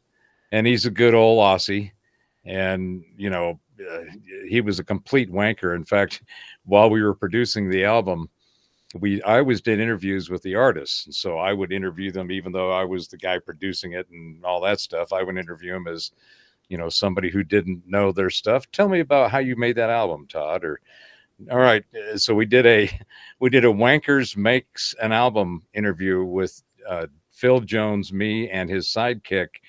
Oh God, what's his name? Gus Mancini. And Gus Mancini is an old cat out of New York, plays multi-instrumentalist, plays sax and keys and percussion and flutes and clarinets and everything. So he was the collaborator with Phil. So it was really Phil Jones music, and it was produced by me and Gus. So it's the three of us having this wankers interview. And so Phil is an Aussie, Gus is totally New York, and I'm California. Right. So we had this blend of different stuff that just ended up being hilarious. I'm going to put it up on the YouTube channel because it's really fun to listen to. We get into conversations about what is Wankers Anonymous. How do you become a member of Wankers? How do you know who are Wankers? What are the wanker handshakes? It was rich and hilarious. But anyway, I hope you guys enjoyed that. All of the albums are on my YouTube channel, which is Intuitive Sound. So it's at Intuitive Sound on YouTube. And I've got the main releases I did, but I've got a whole bunch of other stuff I'm putting up. There's playlists for each one of the 6 CDs we did, and then a whole bunch of other stuff and projects we worked on. So go there and enjoy it. Subscribe. Tickle that like button right on its third eye. Share with abandonment to whatever platform and place that there are peeps that you go and play with. Because isn't that what it's all about, really, at the end of the day? I mean, we're a bunch of narcissists, and we feel like we got something that's worth saying and doing, so we make it and we put it out there, and it's like, we're not doing this just for ourselves, folks. We're doing this for everybody. Yeah. And everybody can't be reached unless everybody shares what they got, what they find. Right? Am I babbling on, or am I making any kind of sense, or both? No. I mean, God bless TikTok, or we wouldn't know half the stuff we know in the past couple of years. Another reason why they want to get rid of it, because France used it too when they did their uprising a while back, last month or recently. Mm-hmm. The last year they've been waxing it up. Yeah. So they know that it's a tool that we would use, and now TikTok's got this Gen X army thing that's come out of nowhere in the past 2 weeks. God bless them. And I'm really, what's going to be the shot across the bow? That's my question. What's going to set it off? Because there's going to have to be a change, and all the other countries are doing it, like the farmers and blocking highways and all that. We just protest and destroy shit, and it doesn't make any sense. Yeah, on college campuses, on places where you go, well, first of all, what kind of what's your audience, and are they them that are at these places? Are these the people that can affect the change that you're bitching and moaning and complaining about? No, they're the idiots who taught you idiots that what you're doing, which apparently didn't have any ROI attached to it, because all that stamped piece of paper that all of these people are looking for loan forgiveness on their education apparently wasn't worth the paper that was stamped. Because they got into debt for an asset that they couldn't monetize to pay for the asset. Simple business logic, finance 101. None of that shit was taught. On top of which, these poor kids, I mean, you guys be honest with me. Back in your 20s, did you know that you knew what you knew, or were you basically kind of stupid and did a bunch of shit that you had to figure out before you finally got your head right? Oh, I was Fox Mulder at 18. Imagine that. My very first conspiracy was cell phone towers and brain frequencies. There you go. See. Because I just always knew. I had an experience when I was 3, and after that night, things that kids don't think about, I would think about. I'm not saying it was like a Terrence Howard thing or anything, but I had gotten a download, so I was a little ahead of the curve. But I didn't. I learned that a wise man knows nothing. He doesn't know everything. And so I just try to learn as much as I can, absorb as much as I can. It's like a bad addiction, actually. I just can't get enough. I think that's why I got bored and I was like, well, I just don't want to be a part of the machine anymore. Regurgitate stuff, and work on other things, family films and whatnot. Trying to do things that bring people back to the old days. Like, so, Doc, let me ask you this. In the process you just described, where you just basically said that I've had enough. I don't want to be in it. I want to go do other things. There was essentially kind of it not necessarily forced you, but it at least urged and encouraged you to go, I'm tired of the bullshit. I want to go after the passion. What are the things that make me tick, that I really resonate with, that I really want to do? Because anything that you're not doing anything that you're doing when you're not doing that is not doing that. And it's a distraction to doing that. And tomorrow's not ever promised. So it's like, I want to succeed and fulfill my dream, and make this film, which good things are happening. That's all I can say. Oh, come on. You got to throw a nugget out. Come on. You're not getting away with that. You're not getting away with that. 2025 is going to be a good year as long as we don't have the rapture. I'm just praying. I was like, Jesus, can you push it off a really bit? Crappy timing. Yeah. I know your timing's perfect, but for me, it's crappy timing. Yeah, 2025. This is your year. Oh man, the rapture happened. Yeah. Well, shit, I didn't get to see that one. Well, I was actually talking to my roommate about that, because we saw that Simpsons episode about, I think it was the 8th or the 18th that it was supposed to. It was just like a couple weeks ago, like 3 weeks ago, I think. And in the Simpsons cartoon, it showed that date, and that it would happen at 3:15 p.m. And it went around the internet, and everybody's like, "Oh shit!" And I was like, "Dude, wouldn't that just be my luck? I get a contract deal or something, and then boom, rapture." Not that it's a bad thing. I would be all for it. I'm going to take me, but just I'm going to try to weasel something out of you. All right. So, it's coming, but is it, first of all, can you say, is it Parker related? Is it Jet, or is it something else? Or more? Is it multiple that you got going on? Oh, I think it's just 3 letters. Okay. NDA. I saw that film back in the 70s. It was when they rolled out the VHS player and the TV on the stand into the classroom. Mm-hmm. And that was the big thing for the day, right? When we saw that thing coming in the room, we knew it's going to be good. We're going to see some Periscope film of, how to do this or that. That NDA is a challenge, but it's a necessary one in order to maximize, what you're trying to do. So does it have anything to do with flying suits? I am learning a lot about patience. I know, patience. My ass want to kill something. Yeah, it's a long game. Yeah. Does it involve a lot of air? October is going to be a good month. Fuck. It's my birthday month. It's going to be great. September is your birthday month? October.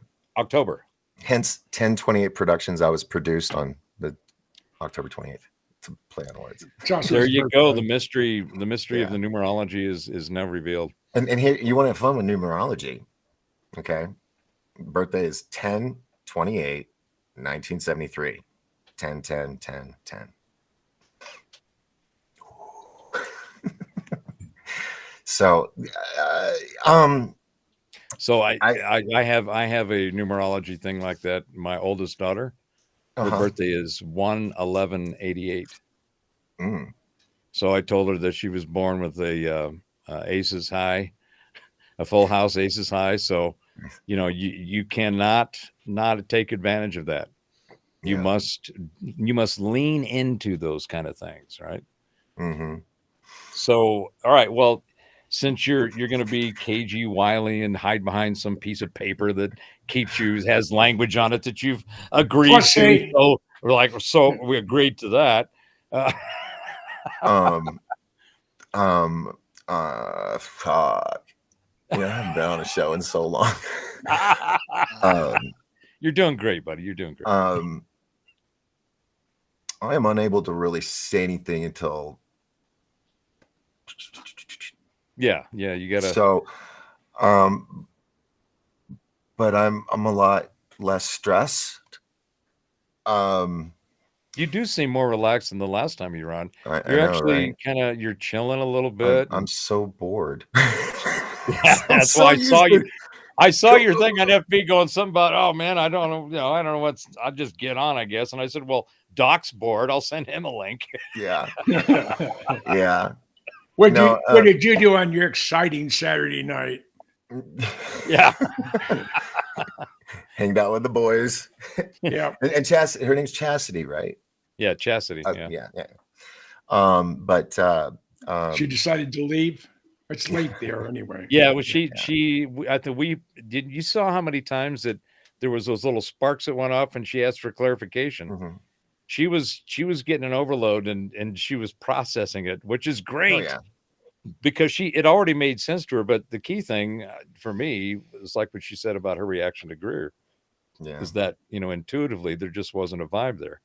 She was really enjoying the vibe tonight, and she was going, shit, there's a fire hose going on here. I don't know, half the shit these guys are, okay, I better go think about it. So yeah, shit's great. She is totally wired in, and she's in that, she's of that group of people who are getting this energy and they're going, whoa, and they're getting a dose and they go, whoa, and there's some more.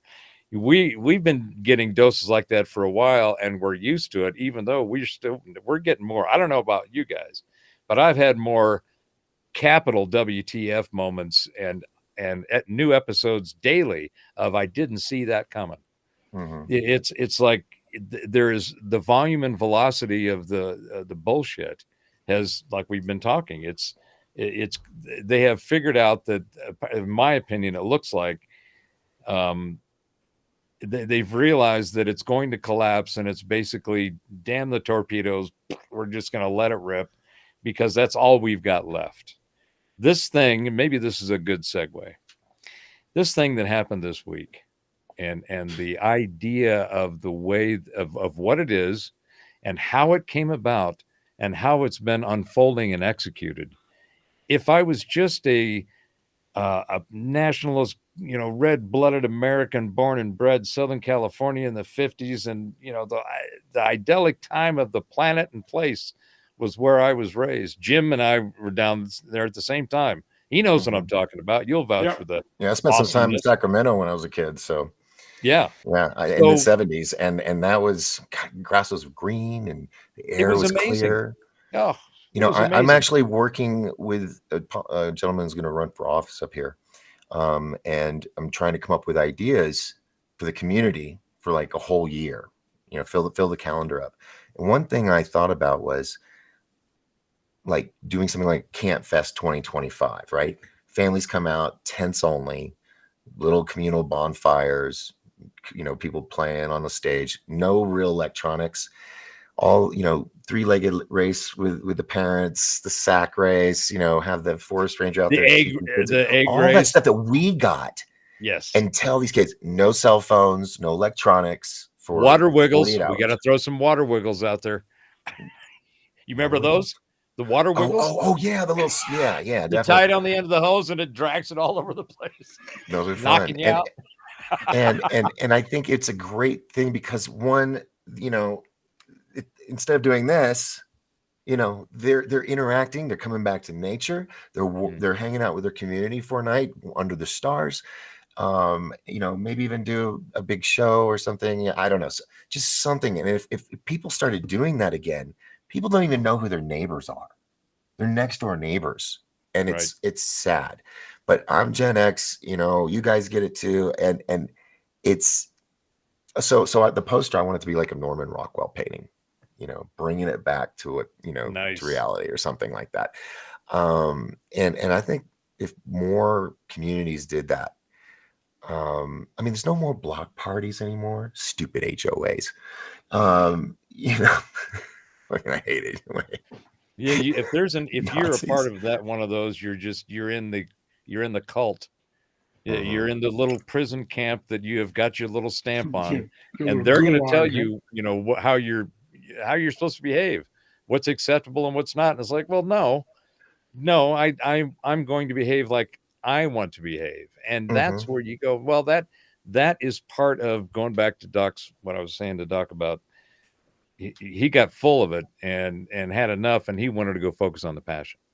What is it that you really, what turns you on, puts wind in your sails, floats your boat, gives you whatever it is that works, whatever that is, you want to go do more of that, because that's who you are. That's what you resonate with. That's the question every high school, whatever teacher, counselor, whatever, tells you. What they give you the test to find out what you're going to be good at. Right. And the aptitude test, is that the one? That's the thing. But I didn't do anything that it told. I was supposed to be like a detective, a private investigator, somebody that could see us out. And I was like, nah, it's not fun enough. I thought I was going to go in the military, and then a year of military school, I was like, I'm going to make people laugh. I'm going to entertain people instead, and stuck with that. Now, why was I going here? I'm having a good all moment. Oh, you have your brain fart moment. Yes, we all have those. There's always a log in the stream somewhere that you kind of got to hit and go through, or bump off the rock. We were talking about. We went around back to the whole idea of people caring, having a passion thing, being wanting to be able to go do something that makes them tick, that they're really good at, or they may not be good at it at all. You remember now? Yeah, now I remember. It's when they do the aptitude test, they always ask you the question: if you could do a job for your entire life for free and be happy, what would it be? And that's what you're supposed to do. But we get pulled in with sign-on bonuses and certain benefits and this and that, and then we get a package stuck of stuff. Yeah, we get pulled into that machine, into those cubicles and whatnot. When they asked me that, I was like, I want to make movies. I want to be Spielberg. I want to be Lucas. That's what I wanted since I was, got out of military school. From the military. Nothing, no offense, Jim. I'm an Air Force brat. But Jim is a movie. Jim is. I'm waiting to do it, and hopefully after 2025, maybe we could do that. So, I think it'd be really cool to do a story with Jim. All of his stories. God, yeah. Hey, and it'd be like a series, not a movie. We'd probably have to do multi-part, because you'd have to go through different eras and different things and all that. But when we get to the end, I got pictures. Nice. I wish there was such thing as a digital camera back in the day. I look back, and today's kids have no idea what an adventure really is as a kid. The closest thing comes to it is, and I can't stand the director, that's Meathead. Archie Bunker had that definition down pat. Reiner? Stand By Me. Yeah, Rob Reiner. Stand By Me. I was a little fat kid with a crew cut that carried a comb. That was me and my buddy. I never found a dead body, but almost everything about that is my youth. And that mine as well. It's just, they have no idea. And that's why I want to start making movies that encapsulate those times in our history before it's forgotten again.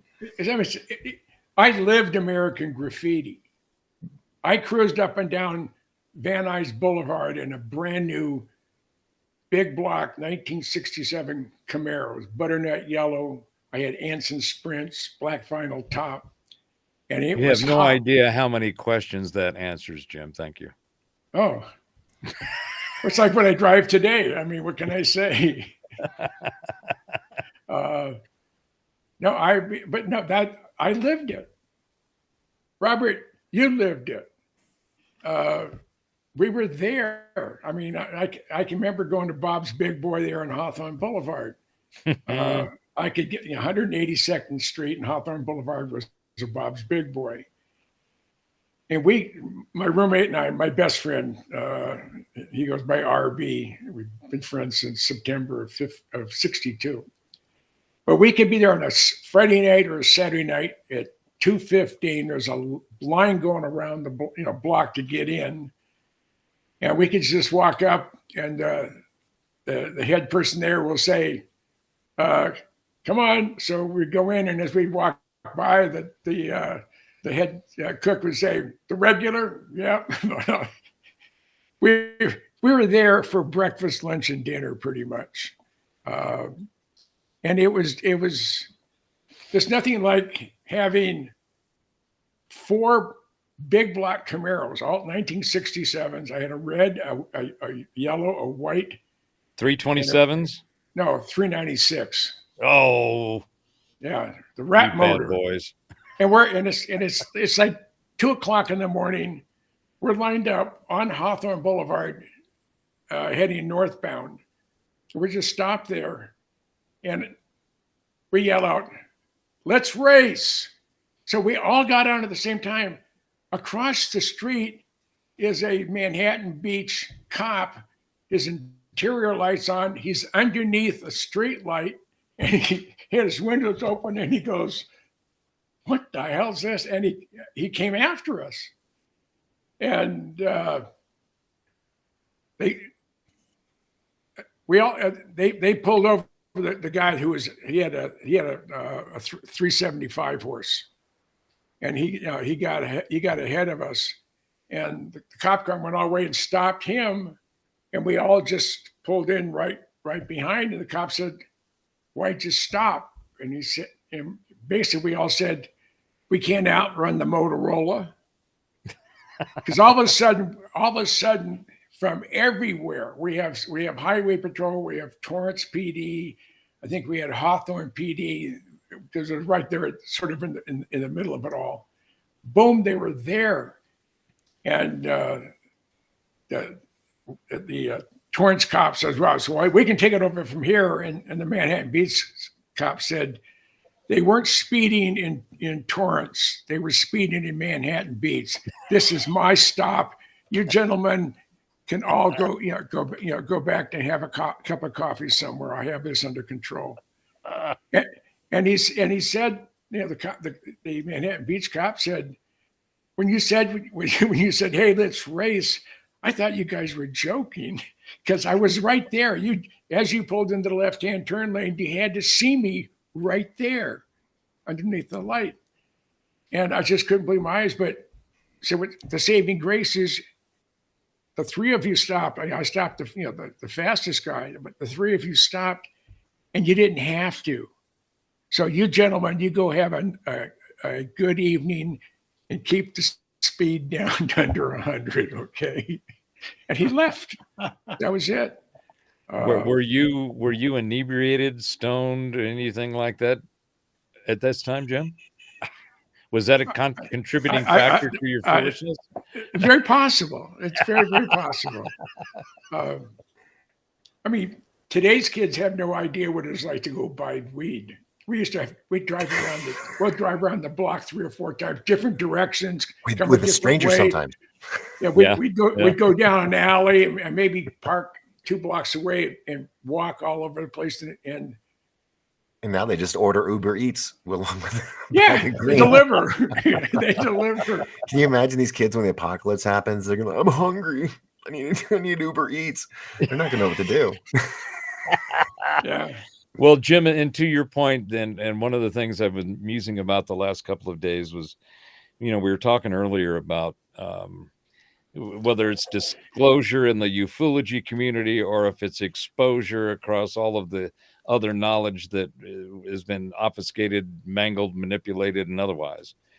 One of the things that is always interesting and fun is when you are eventually vindicated for your perspective. This is the old tinfoil hat thing. Oh, I got the crazy uncle, crazy cuz, whatever it might be, that believes in aliens, UFOs, and spirit world and all that. And when you go down that path and when you learn about it, you go, well, yeah, there's a lot more here than you think, but you don't want to talk about it, so you have to leave it alone. You get outcast, you get put to the side, and over the years they pester you, and this is leading to my point.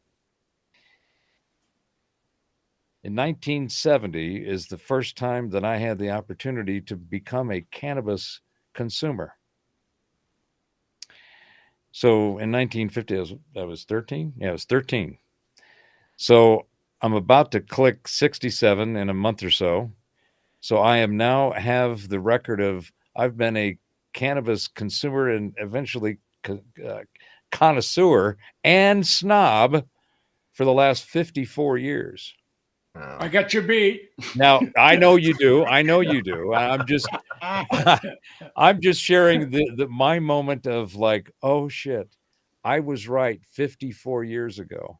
And it's just now everybody's realizing that what I knew was true is now okay. The whole, declassification or dropping the levels down for cannabis by the government. It's like, you guys are you're so slow. So late But I mean, and for a lot of reasons, mainly because if they can control the really good shit, then they can minimize how good people are going to find out it is and do it for themselves. They will lose control. It's like, supposedly when Morgan found out that Tesla was going to not only do wireless radio at Wardenclyffe, but it was also going to be free energy. He's going to zap energy all over the place. And it was going to be free. And supposedly Morgan said, well, free, I can't put a meter on. Mm-hmm. And right now, energy is like, if energy is where the shit at, that's the future, don't you, son? So anyway, my point is that for the last 54 years, I've been right. And I've finally been vindicated. Here. So here's to getting one right a long time ago. Mine was 68 years. Wow. No, 58. 58 years, not 68 years. 58 years. He was toking out the womb. Hey, I'm a senior citizen pothead. Oh. What can I say? My mother's like, screw the morphine, just give me a joint. I mean, the real he the comes real out. Hoot, hell yeah, yeah, baby. The real hoot when I lived in Waikiki. I'm coming from the Ilokai where I called home. I have my pinchy. I have it right here. It holds about 3 hits, and I have my little compact case with enough to last me for the evening. And I'm walking through the crowd. I'm going down Kalakaua Avenue in downtown Waikiki. It's wall to wall people, and I'm smoking my pinchy, and everybody's going around. Someone's smoking weed. Oh, I mean, you could hear them, but they don't even look at me. They just look past me to see him. They're not going to think that Gramps has got the ganja. No, hell no. And I rode a Harley too when I was there. So yeah, some days I miss my Road King. I had a 05 Road King Classic with a Screaming Eagle motor because I'm so responsible. So when I gave it to my best friend, I replaced it with my Grand Sport Corvette, which I've had above 140. So it's purty. But I live a fun life. I really do. Well, certainly you wouldn't be able to tell if you didn't know you. I mean, those of us that know you, we can see, that La Bamba thing you were talking about earlier, Yeah. back and doing all that stuff and what you've done since then and where you're at now. You, by the way, for those of you that don't know, our good friend Mr. Goodall was on Jimmy Church's Fade to Black just over a week ago. Oh, he's made it. He's done. Yeah, He got he's to the done. top. And it was a great show. Awesome. It was a really That's awesome. excellent conversation. Jim clearly had there was some makeup that happened because he looked great. He sounded great. I mean, he had gotten You himself can a little smell him pampered. through the screen. He smelled so good. Oh, they were smell It was going like on. Brad Pitt and George Clooney together. But yeah, that was a great show. And Jimmy Church was like, we've got to do at least 2 or 3 more of these. No, he And said I'd like to have you on maybe once a month. Oh, that's right. Yeah. I think just- he's probably going to rethink that because he might have to think about what he's getting into if he has you. They're like, shit, here it comes. Jim, I'm so proud of you, dude. Ever since the day we met, and I was like, you're gonna be famous. I'm into all this shit because of this guy right here. Well, I'm just glad that you could share your knowledge with the world now, and you're in documentaries all over the place. You're at the Congress hearings. I mean, dude, you have become like an icon in this world in just a short amount of time, which is just awesome. And for those that don't know, he does these amazing books. He's got 29 now books. Yeah. And they are beautiful. He's got stealth craft and submarines, and I mean, it's something like you have on a coffee table. So when people come over, they immediately look through it. I mean, such cool books that Elon Musk has got it. The guy running Skunk Works has got a copy. I mean, so yeah. Check. Sorry, little shameless promotion for you there, brother. Well, I think you two can get a room after the show. We are in the same state, but and he could be here in 15 minutes when he tries. Yeah, but he's 5,000. He's 5,000 feet and 3 hours north. So yeah. So yeah, the show was great. I mean, when I found out just a couple of days before that Jim was going to be on, I went and said, all right, I'll put the calendar in the reminder. And I said, I have got to be in the chat during this show. I am going to go throw some nuggets in there and see if I can send him squirrely. But Jim took Jimmy on this little wild ride of the Goodall train. And Jimmy was like, oh, yeah. And then they went from one thing. It was great. It was just, you should go look at it, check it out. I think it was, what was it, Jim? It was the May 18th, I think. It was like a Tuesday night, might have been a week ago Tuesday. Yeah. So it's really good. I had a great time. Yeah, I mean, I know most everybody that's been on Jimmy Church's program. I always thought to myself, well, maybe someday he'll go down the list, and I got nothing else to do. We'll call Goodall, and it happened, and I was delighted. And he asked if I would be willing to come back. I said absolutely. And he lives in Palmdale, California. He only lives probably a mile from the Skunk Works. So I'm going to be out there for a filming of a segment of our presentation, a 2-minute wow piece on the excavation of the lost city down in pyramids down in Belize. And it sounds like you could probably get to Palmdale for not only some skunk, but get down there and see all of that. And it sounds like a business expense to me. Oh, everything I do is a business expense. Yeah, totally. Yeah. I mean, you need to write that shit off. And Jared Murphy, Tom Elmore, and I'm not sure if Wayne is going to be part of it. He's a school teacher out of Michigan, out of Detroit.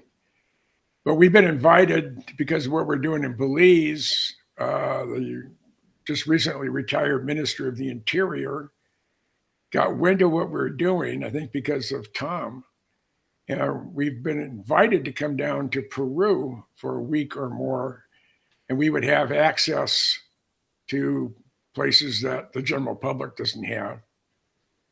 And like the minister says, and I know everybody, and I know where to go, what to do, how to get things done. So if you want to, we like what we've heard you're doing in Belize, and we may want you to do something like that here. So, but it's 11 hours of flight time. That's just brutal. But you like planes, Jim. Dude, yeah, there's a problem here. You write books about planes, you talk about planes, and you're complaining about an 11-hour flight? Yeah. Come on. I know when I went It's to not fast enough. when I went to Sydney here in 2009, I boarded the plane at 10:30 at night in San Francisco. And about an hour into it, I took 2 Cetamaro pills. And almost 15 hours later, I hear the announcement, please put your tray tables and seat backs in the full upright position. I said, where are we at? He said, we're landing in Sydney. So I slept the entire 11 or 12 straight hours. So that's the best way to do it. yeah. So that's an exciting event, and there's a half a dozen real exciting things as it pertains to Belize, and as it pertains to Peru. And the Navy got back to me on getting me on an SSGN. That's one of the early Ohio boats that were converted to an arsenal boat. They said, well, the Ohio is in at the shipyards right now, and there's no photography allowed at Puget Sound Naval Shipyard.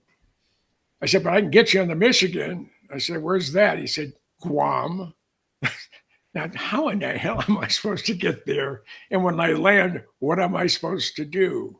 I know I can get on a base, but no, that's, so I'm, since last week was short, I'm going to, this coming week, I'm going to contact Kings Bay and see if I can get them to move forward.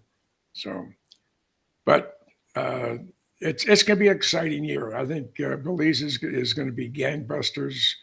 We have various segments of that stuff, helping, giving the community fresh water, employing a whole bunch of them. We hired 140 healthy, able-bodied men, and were there 10 days. I wasn't there. I was up in Seattle. A buddy of mine had knee replacement, but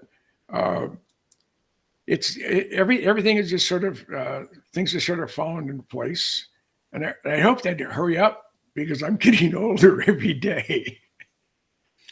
Well, the universe is probably conspiring to make sure that when you climb the pyramid and you're doing your gym of the jungle on the top of that thing, holding the spear, giving a chant that you're 80. Because if you're 80 up there doing that, that's going to be on the cover of every magazine around the planet. You will go viral. And you need to ask Apollo for a spear. Yes. Oh yeah. Get one of her special spears. That would be fun.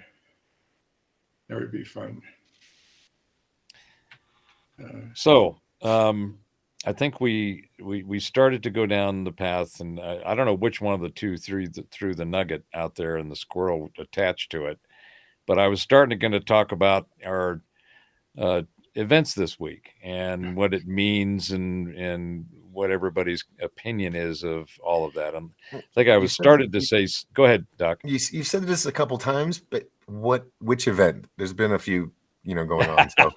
Oh, well, I'm talking specifically about the trial and the verdict of that particular event, because there's a whole bunch of others, but that one seems to have caused a significant amount of stir and slop around all of the sleeple.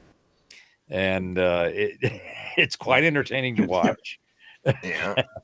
And what's going to be a lot of fun is when it's made public and people were reminded that every man that signed the Declaration of Independence was a felon. Mhm. And then they died in Right. prison or were executed or what have you, but they were all felons because they were fighting the system from within. And so I think it's a big snap or faux pas or whatever the word I'm trying to think of. Well, Well, yeah, I think it was a serious. It was a serious. I'm basically. I'll just say this as a general statement. All of the people that have been running all the stuff and that it's collapsing under its own weight, stupidity, idiocy, ignorance, incompatibility. You can define it, but it's not repeatable. It's not sustainable. It's just poor, shitty thought, and that's what's gone into everything. Is just shitty thought. So what we're seeing is the fact that this is now becoming obvious that the shitty thought has been afoot for far too long.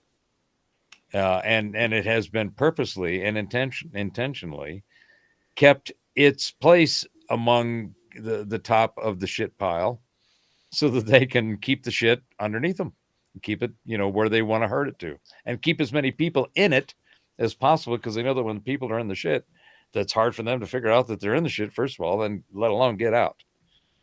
But Yeah. now that awakening is happening. That bullshit meter pegging is going off, and people are going, It's I've called, got this guy that told Yeah. me 54 years ago that weed was okay. And, damn it, it turns out that he's right. He's been right that whole time. Well, he's also got some other things that he says that have also come up to be and are true. And he's been saying that for a long time. The whole idea that I know that those of us here, because we've had enough conversations, I know where you're at. But how many times are you getting those moments of, told you so? I think next year we'll have a new holiday. It'll be, Thank Your Conspiracy Theorist Day. People realizing that. well, we have that. It's April 1st. Oh, Yeah, there you go. yeah. Yeah. So yeah, I think that the this awakening, this whatever it is, great reveal, the Revelations. great innate is coming to be, and it's organic. It's happening on its own as the collapse and the self implosion and destruction of the system that's been in play occurs. Something has to fill that void where it used to be and is now not. And there's still a lot of it around. We still got to go through a lot of it. There's basically, somebody asked me at the beginning of the year, what would you like to see in 2024? What do you expect? And I said, I'd like to see a brigade of bulldozers lined up outside of each urban infrastructure, particularly where there's any kind of administration of the governed, where all of that occurs. I just want to see that shit bulldozed, because none of the systems that are in place can be repaired or fixed. They can only be replaced. They've been held together with bubble gum, baling wire, and duct tape for decades. Well, And it it can't be sustained. It's got to be replaced. Ever since they started handing out participation trophies and we got to fill our quota, so we got to hire these kind of people, blah blah blah blah blah. Right? It's not the best employee, the best person for the job anymore. It's my cousin Willie or this woman, because we got to have so many women working for us. That's what I've seen. That's what causes all the wrenches in the machine, is because we got people in all these government agencies and shoot, just every regularly jobs out there, just restaurants, whatever. And they're not the best people for those jobs, but they're given that to fill quotas. And that is part of our downfall, because you have stupid fucking people in charge of things that don't know anything, or they're just going to follow It's like their master's narration. It's like everybody from the DMZ took over controlling of the country. Mm-hmm. Well, yeah, and so I'd like to add some additional nuance to that from my perspective. this whole thing with what Doc was just mentioning, this it's not the best talent and resource for the requirement that's being applied. It's a whole nother set of metrics that have caused all this delineation, distinction, differentiation, and division among all of the stuff that we do, the way we think. Well, all of a sudden, you can be whatever you think you want to be. I just saw a report the other day where a motorcyclist wins the Tour de France because he identified as a bicyclist.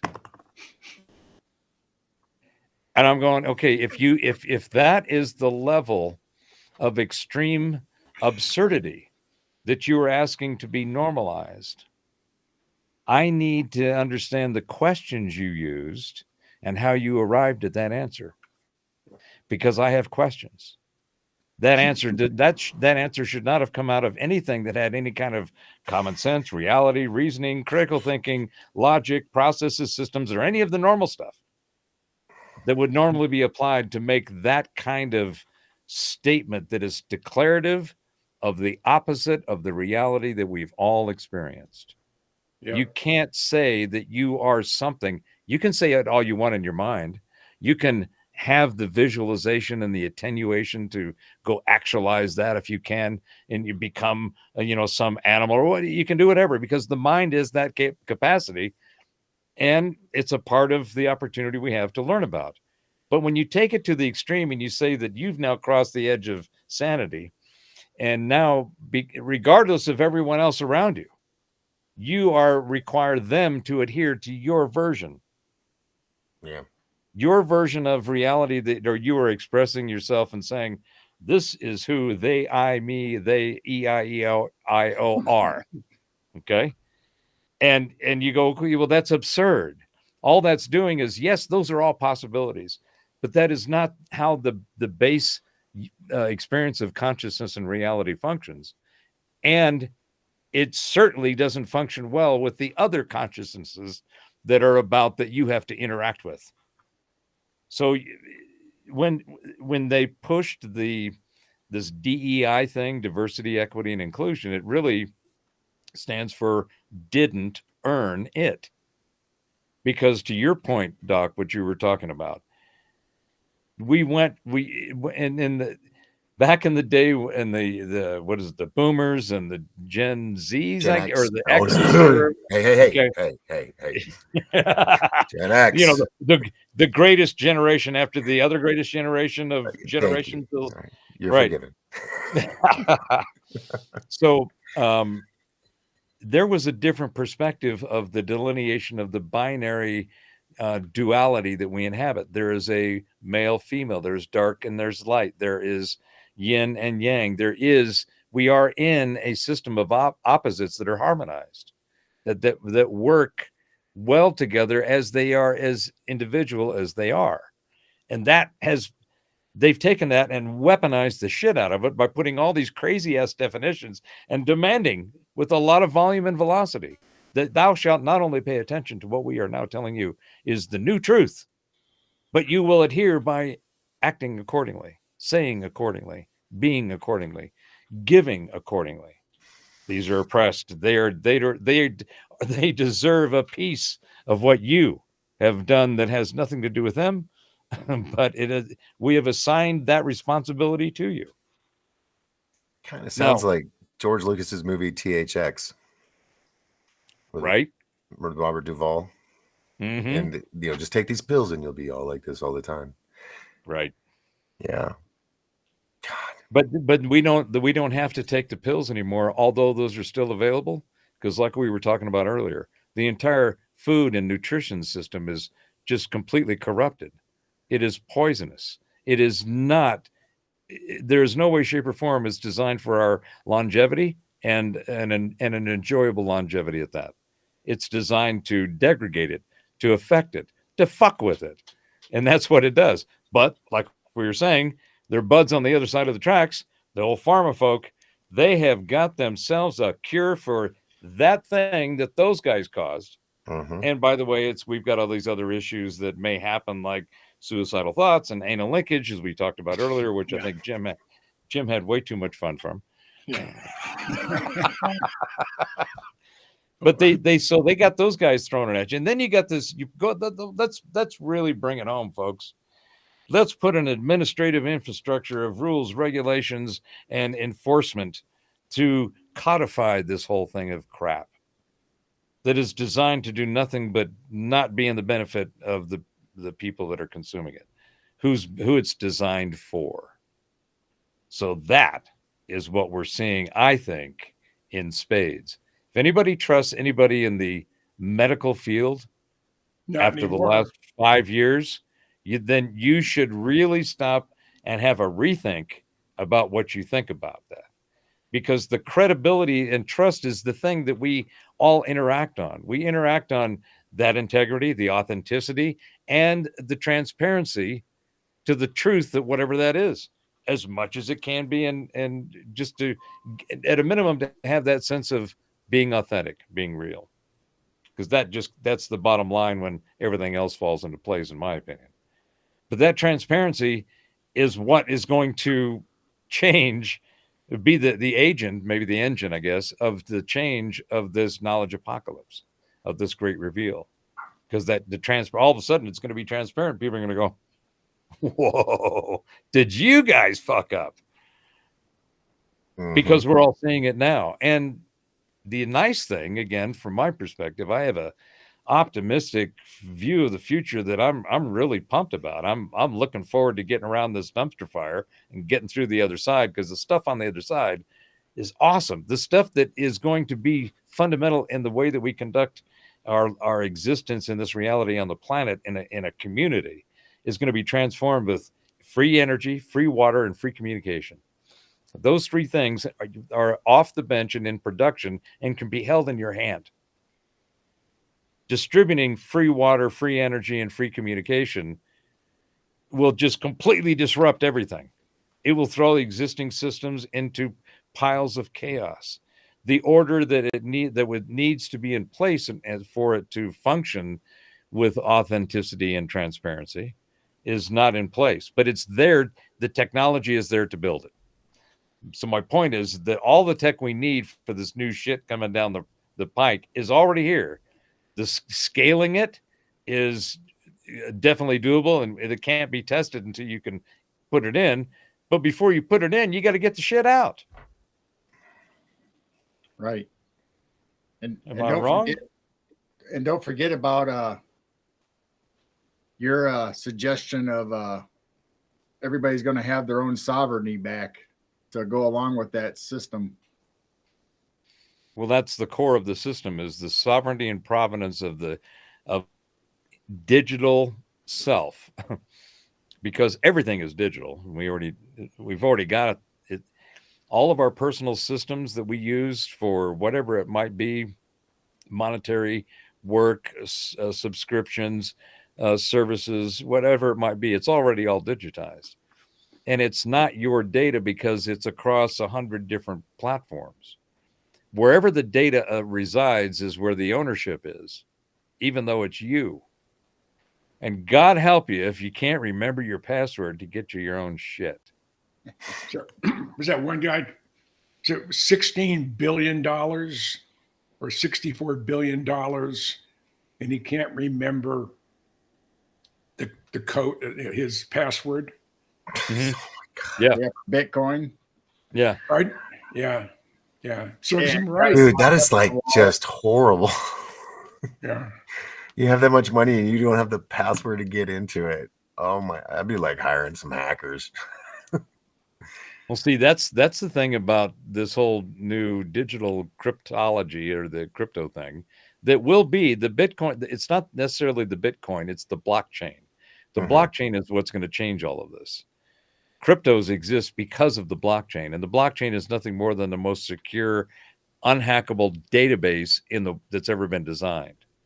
And it is not a relational or a queried language or all the other databases that I've had my face buried in for decades. It's none of that. It's a completely new That's the architecture. problem. But well, yeah, I was going to say, what about AI? Do you think you'll be able to crack the blockchain? No.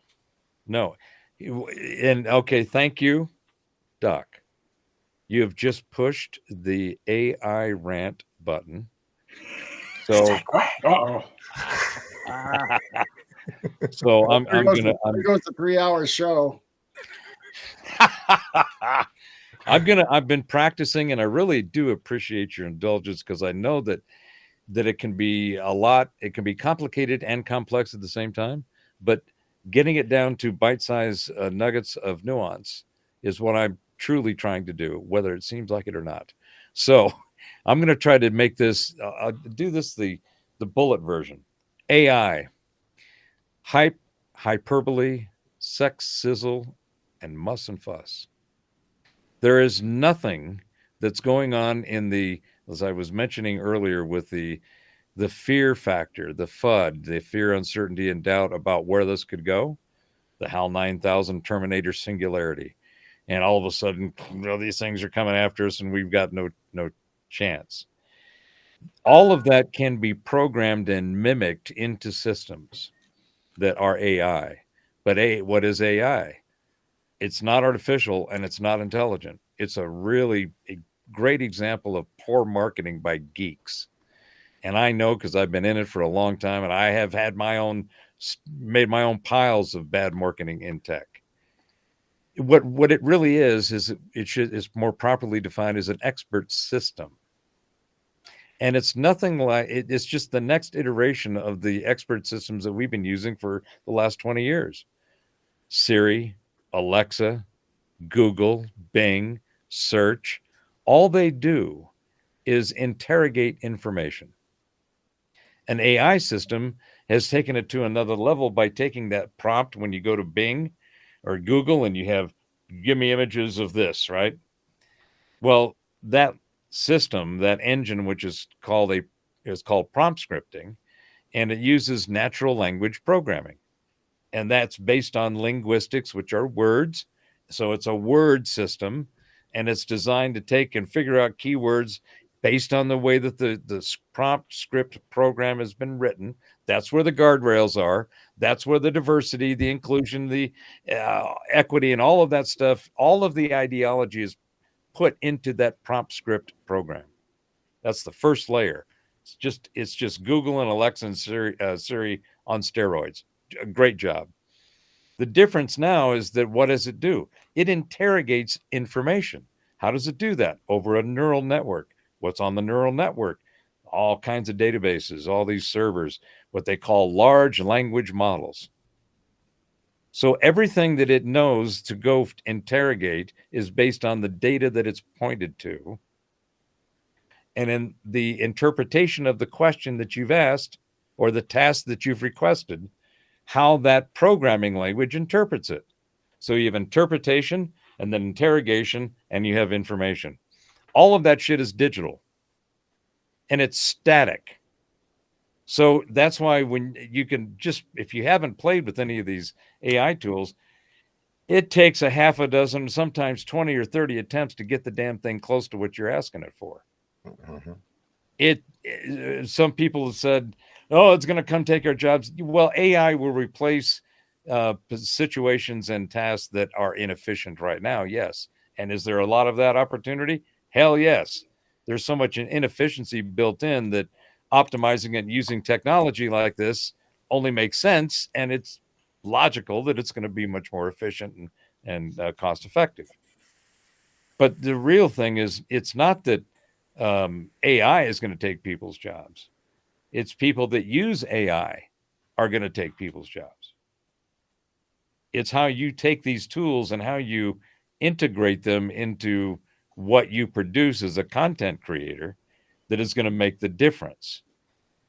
But these things you can't, there's none of the things that you see in Terminator in particular, but, even if with the HAL 9000 and all kinds of others between there, is the concept of sentience, being self-aware. So in the AI space, they're using AGI, artificial general intelligence. And you go, well, what does that even mean?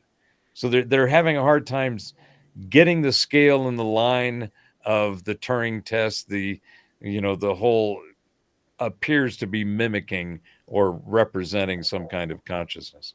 They can't do that. You can't program intent and will and imagination and curiosity, creativity. They can't program that because nobody knows the formula for it. Yet. That goes back to what I was saying earlier. The science systems that we have today they can't go there. That's why it needs to become frequency physics. It needs to be based on, once they get into the ether and they ride the wave, the folks are going to wake up and they're going to find out that there's a whole bunch of stuff that we couldn't see using the other model. So I think I started off by saying something about being optimistic about what's going to happen. This is some of the reasons I think that it's optimistic. I have that optimistic opinion. And of course, there's a lot of variables and nobody knows the future. But one thing that I have found that I've appreciated, going back to the whole idea of, being vindicated after 54 years, is when you try to gauge your grasp of reality. One of the most effective ways to do that, I found, is to make a prediction and then see how it comes out. Because if reality is close to what you predict, then you probably had some good tools and some good processes to take the available data then at that time and then project it out and call it. That's what I'm saying. 54 years ago, folks, I told everybody that cannabis was a cure. And I've been vindicated. So, prediction for the future, I think we're going to see some awesome, awesome stuff. Is there going to be more dumpster fires in between now and then? Yes. But I don't think it's going to be a global catastrophic event. I think it will be pockets of extreme expression. I think mostly in, Democrat-run cities. Do you think that there might be a run on the the drugstores when these folks have to start looking for some way to ease the cognitive collision that just happened when everything that they have pushed falls apart? I think there's going to be a lot of people's heads going to explode. The pharma folks are probably going to have a banner year next year. I'm sure there's going to be a pill for that. There's going to be a pill for this and a pill for that. And there's going to be they're going to need a lot of ointments. Yeah. So do you think AI will ever advance enough to access the information up in the ether or the Akashic record, or not with the science and the physics, and this is my opinion, that we have today. It can't go there because it doesn't recognize that it exists. That's why it can't go there. The ether and the in the future, say we have organic intelligence or some other kind of. I think we're going to find some realm between. We're going to find it somewhere out there. How it manifests could be anything from where we are now to what we've been told and imagined, and in particular, a lot of this interdimensional thing. I think interdimensional is just a different frequency set in the fields of frequencies. I don't look at it as it's a different frequency set. So you can say it's a different dimension because you're not interacting with it, but because it's there, you can. Because it's in that infinite field. Right. So I think, yes, I think that the idea of having that self-awareness, that uniqueness, that frequency stamp that makes us all the individual frequency stamps that we are, is just a part of the way that universe functions. It's a part of the way that that consciousness, which to me is the reason everything exists, is expressed through energy, and energy is manifested in frequencies. Yes. And that's how everything else falls out of that model. So then you have the materium from the Ethereum, where all the infinite frequency fields are. That manifests and molds into the materium, which is what we're experiencing here. Well, some of us. I think that there's probably some kind of spacey shit going on between somebody's ears here on the panel over the last few minutes. Not going to name any names, but there was a space violation. So I think that it unfolds like that. So the idea of organic life, the way that we know it here, I think there's a whole realm of the way that this thing that's called life, this awareness of self, you have your own metabolism. It has its own existence and motion and motive, effort and force that's behind it because it wants to continue to go. Because that's what creation does. That's what consciousness does. It's in a constant state of mo. We're always in the next. We're never in the now because we're always thinking about the next whenever we're in the now.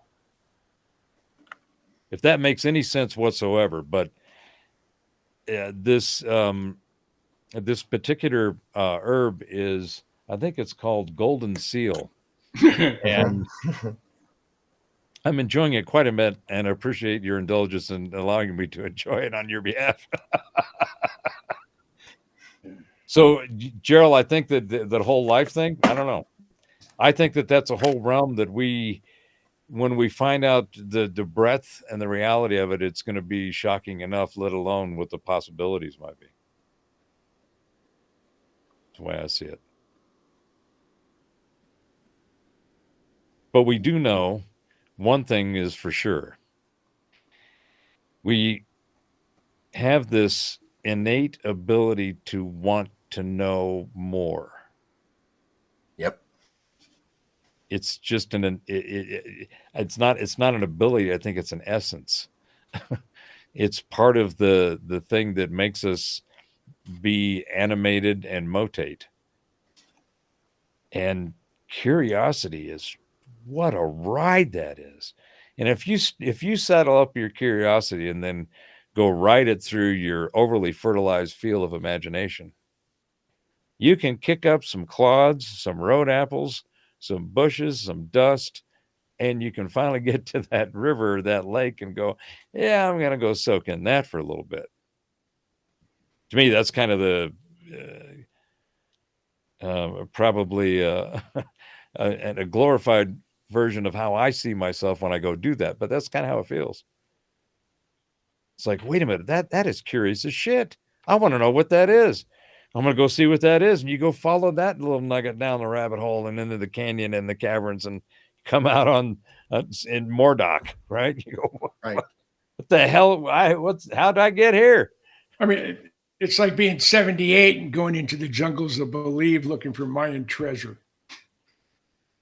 And we found it. So, I mean, I kind of pictured it being the most perfect place where all the information is free and it's coming to you, and you're just on that lazy river in a water park, just floating around and enjoying it all. Well, have you guys ever heard about the electromagnetosphere and how it holds knowledge? Mm. They're saying that the electromagnetosphere that surrounds our planet, it's electromagnetic. So you think of VHS tape, audio tape, digital, that information can be stored in this cosmic mainframe, and then when we die, we have our near-death experience or our life flashes before our eyes. That's a zip file of your brain capacity. And then you go up through the tunnel and you are in the electromagnetosphere with all the memories of all the other living creatures that have been here or will be here. So basically we're no a more thumb drive among all of the thumb drives. Right. Yeah. I mean, think about it. If there was no more secrets, and there's a great lecture, Dr. Peter or Persinger from Canada, and he talks about, he's the guy that, you remember the God helmet? Right. It was on the cover of National Geographic. It was looking like a motorcycle helmet with a bunch of diodes. And he could put you in a room, put the helmet on, and you would literally believe and feel and see like you were in heaven, or you were hanging out with aliens, and they could do all these things. But he was saying in the lecture, what if there was no more secrets and everybody had to know everything? I mean, God, how would that change the world? Would it be positive or negative? Well, Wow. there's so many variables, and holy shit, didn't see that coming in that question. I mean, right, You all had right, me and on. but it's true. I mean, it's true. I mean, how many? Where could it be? Where could?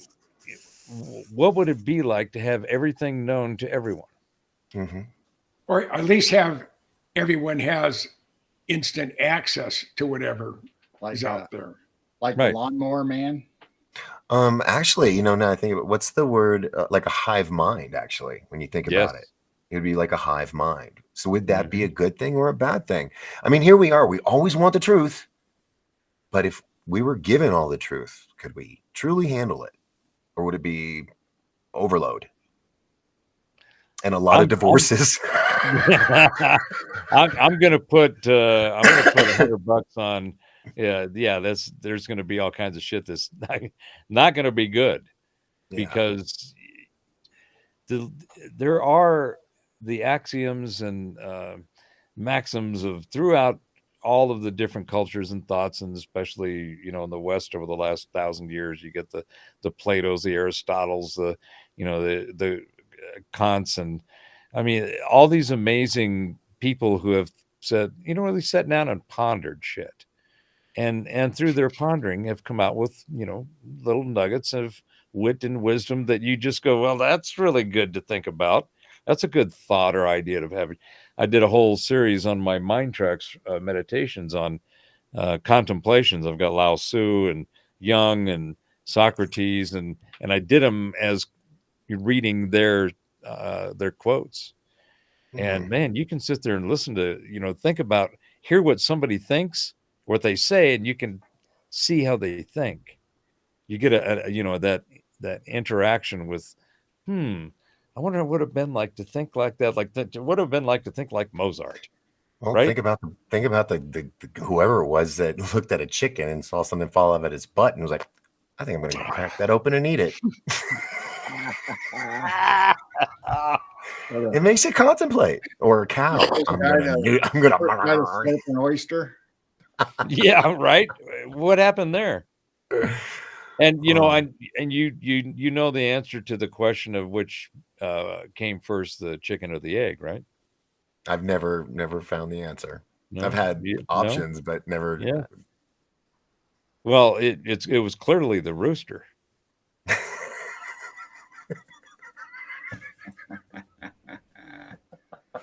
That's a good one. I'll remember that one. I was gonna say, write that shit down. I'm using that later.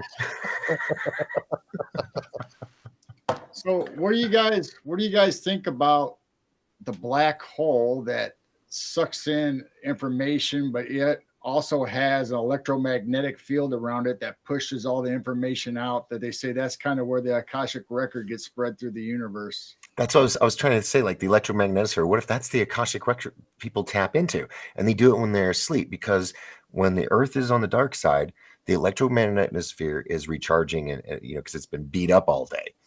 And as it's fresh, that's when people are asleep. That's when they connect, and you have those rare instances like shared dreams and stuff because people are in the same place. And so Dr. Silent or Persinger said that we all connect to this, and that's where we have dreams that teach us things, because it's knowledge and wisdoms of the people before us, and we're kind of getting that So, information from there. Doc, are you saying that maybe the Akashic record that we everybody's been talking about and focused on is basically contained in the electromagnetic field around our planet, right? Hmm. So it's information about us. When you were talking about that, I started thinking, well, that's got to be, isn't there an Akashic record around Pleiades, and where all these different cosmic cousins, do they not have their own place of origin where that some kind of field, electromagnetic or whatever, is where their Akashic record is? Yeah. And What and if there, that's part of the planet's job, is to hold the history, hold the knowledge like they did in all the mega trees that don't exist anymore? It's it really makes it just it's a lot to think about. How does one explain being somewhere for the very first time, but you've been there before? Deja vu. I've had that type of experience more than once. Then that could be like a previous life where you just happen to see something or be somewhere that you were in that previous life and it has a familiarity. Is that what you're trying to say? I honestly believe I was. You ever see Dangerous Liaisons with John Malkovich and Glenn Close? It's mostly a chick film, but it's about this this male slut played by Malkovich. His favorite thing to do. This is back in 1700s. That he's really good at bedding any woman that he chooses to. And I know I was that guy back 200 years ago. You laugh. It makes sense. It does. It Answers does. questions. It did, exactly. That's what I was thinking. But I was just answering them while I was thinking about them. So I've worked for 5 French-speaking companies. One out of Switzerland, out of Geneva. One out of Rennes, France. One out of Paris. One out of Montreal. Where the hell was the other one? I can't remember where the third one was, fourth one was, but they're all French. I don't speak a word of French, but for some reason I was drawn to it. But I was with a group of my engineers, and we were going from Rennes. We were heading to Paris, and we're driving, and we're all getting hungry. It's about that time of the day, and we just have a map, on the highways we're following. This is before having electronic maps in your car. And I looked around and I said, about a block and a half up, we'll turn off, go down about 2 blocks, and then over a half a block, there's been a cute little cafe there for hundreds of years, and I believe it's still there. I'd never been here before. I'd never been to France before. Yet I knew where I was at most of the time. Did you do a little parlez-vous humma humma? Did you feel like dropping some French while you were there? Do you have offspring in France? Never mind. Wow, I didn't say a word. I just smiled, You don't speak French, his kids do. You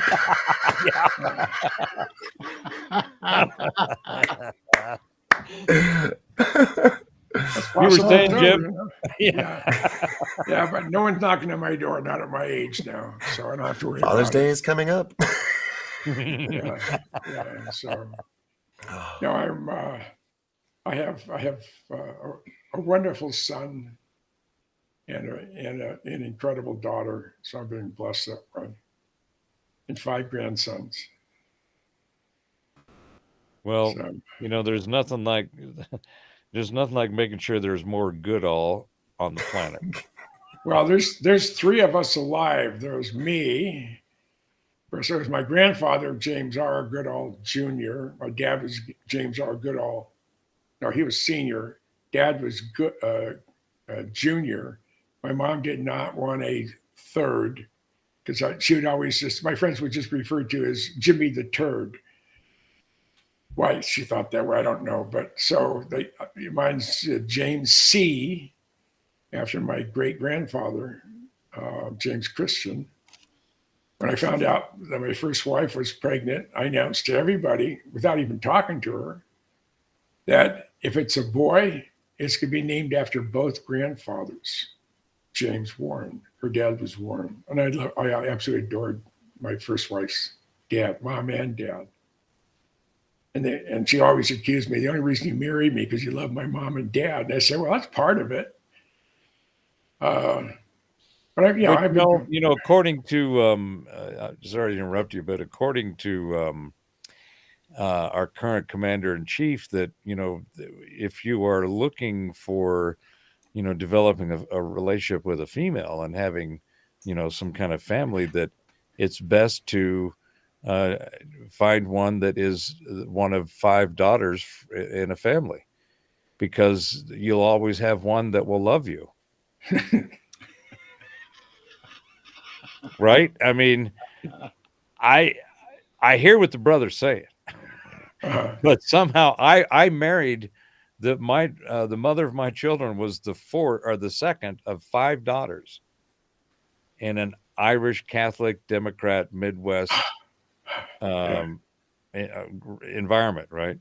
So they were all, short women, but her dad lived in a Chicago bungalow with a basement, but only one bathroom, with 6 women for 30 years. Oh, Jesus. 5 daughters and their mother. And Bob Canavan was his name. He liked to go down to either the local church places that they go, or to the pool hall and just sit there and drink. And he never got violent. He'd get hosed, right? But he'd come home and he'd pass out on the couch. I know, I lived there I lived with him for the first couple of months after we moved there from Southern California in 85. And he'd come home and he'd just kind of and just pass out on the couch. And all the women would go in the kitchen cooking up more food than God can feed, and yabbering and waxing and chewing him up about what an asshole he is. And after about a month of that, I finally stuck my nose in one night on very, very poor opinion and choice making.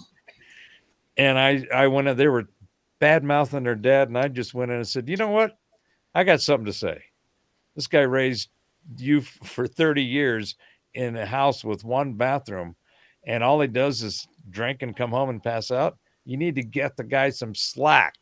You're lucky he's not a serial killer, especially with you idiots and the way. And after that, it took me, I don't know, a couple of months to get back in the good graces of all the women. But I couldn't take it. This guy was fine. I was surprised that he had lived and survived as long as he did and was still in one piece. He was a nice guy when he wasn't drunk.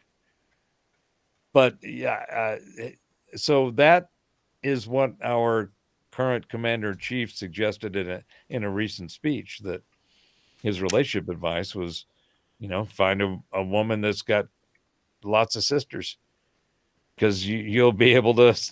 Someone will always love you, as it was his quote.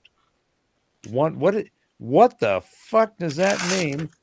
It sounds interesting. You've piqued my curiosity. I just want to know, because it sounds dangerous. But how does that work? How do you do that? Well, I mean, the sisters may all look like Maxine Waters. Oh, Uh, that's one of those faces that the doctor you go to see when you've got a 4-hour erection, and you're coming looking for some help with that. So here, we'll look at this for a couple of minutes. Oh my God. Yeah. Shit like that work, His dick never worked again. Oh, derailed. Yeah. I don't know which one of you guys caused that one, but get your hands off the wheels. Yeah. I don't think it was us. I think it was somebody up in the top corner was telling the story to start with. Yeah, there was that sounded very much like the regular good old ride, where you're gonna go, where's he going? I don't know, just hold on, we'll see where he goes. Yeah. It's always fun. I don't know where I'm going when I start. I just end up there.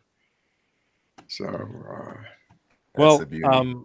so what do you guys think about this? We never have gotten to this because we keep getting squirreled. So do you think that the events of this week, I'll pose it this way and see if we can get around the room here. All right.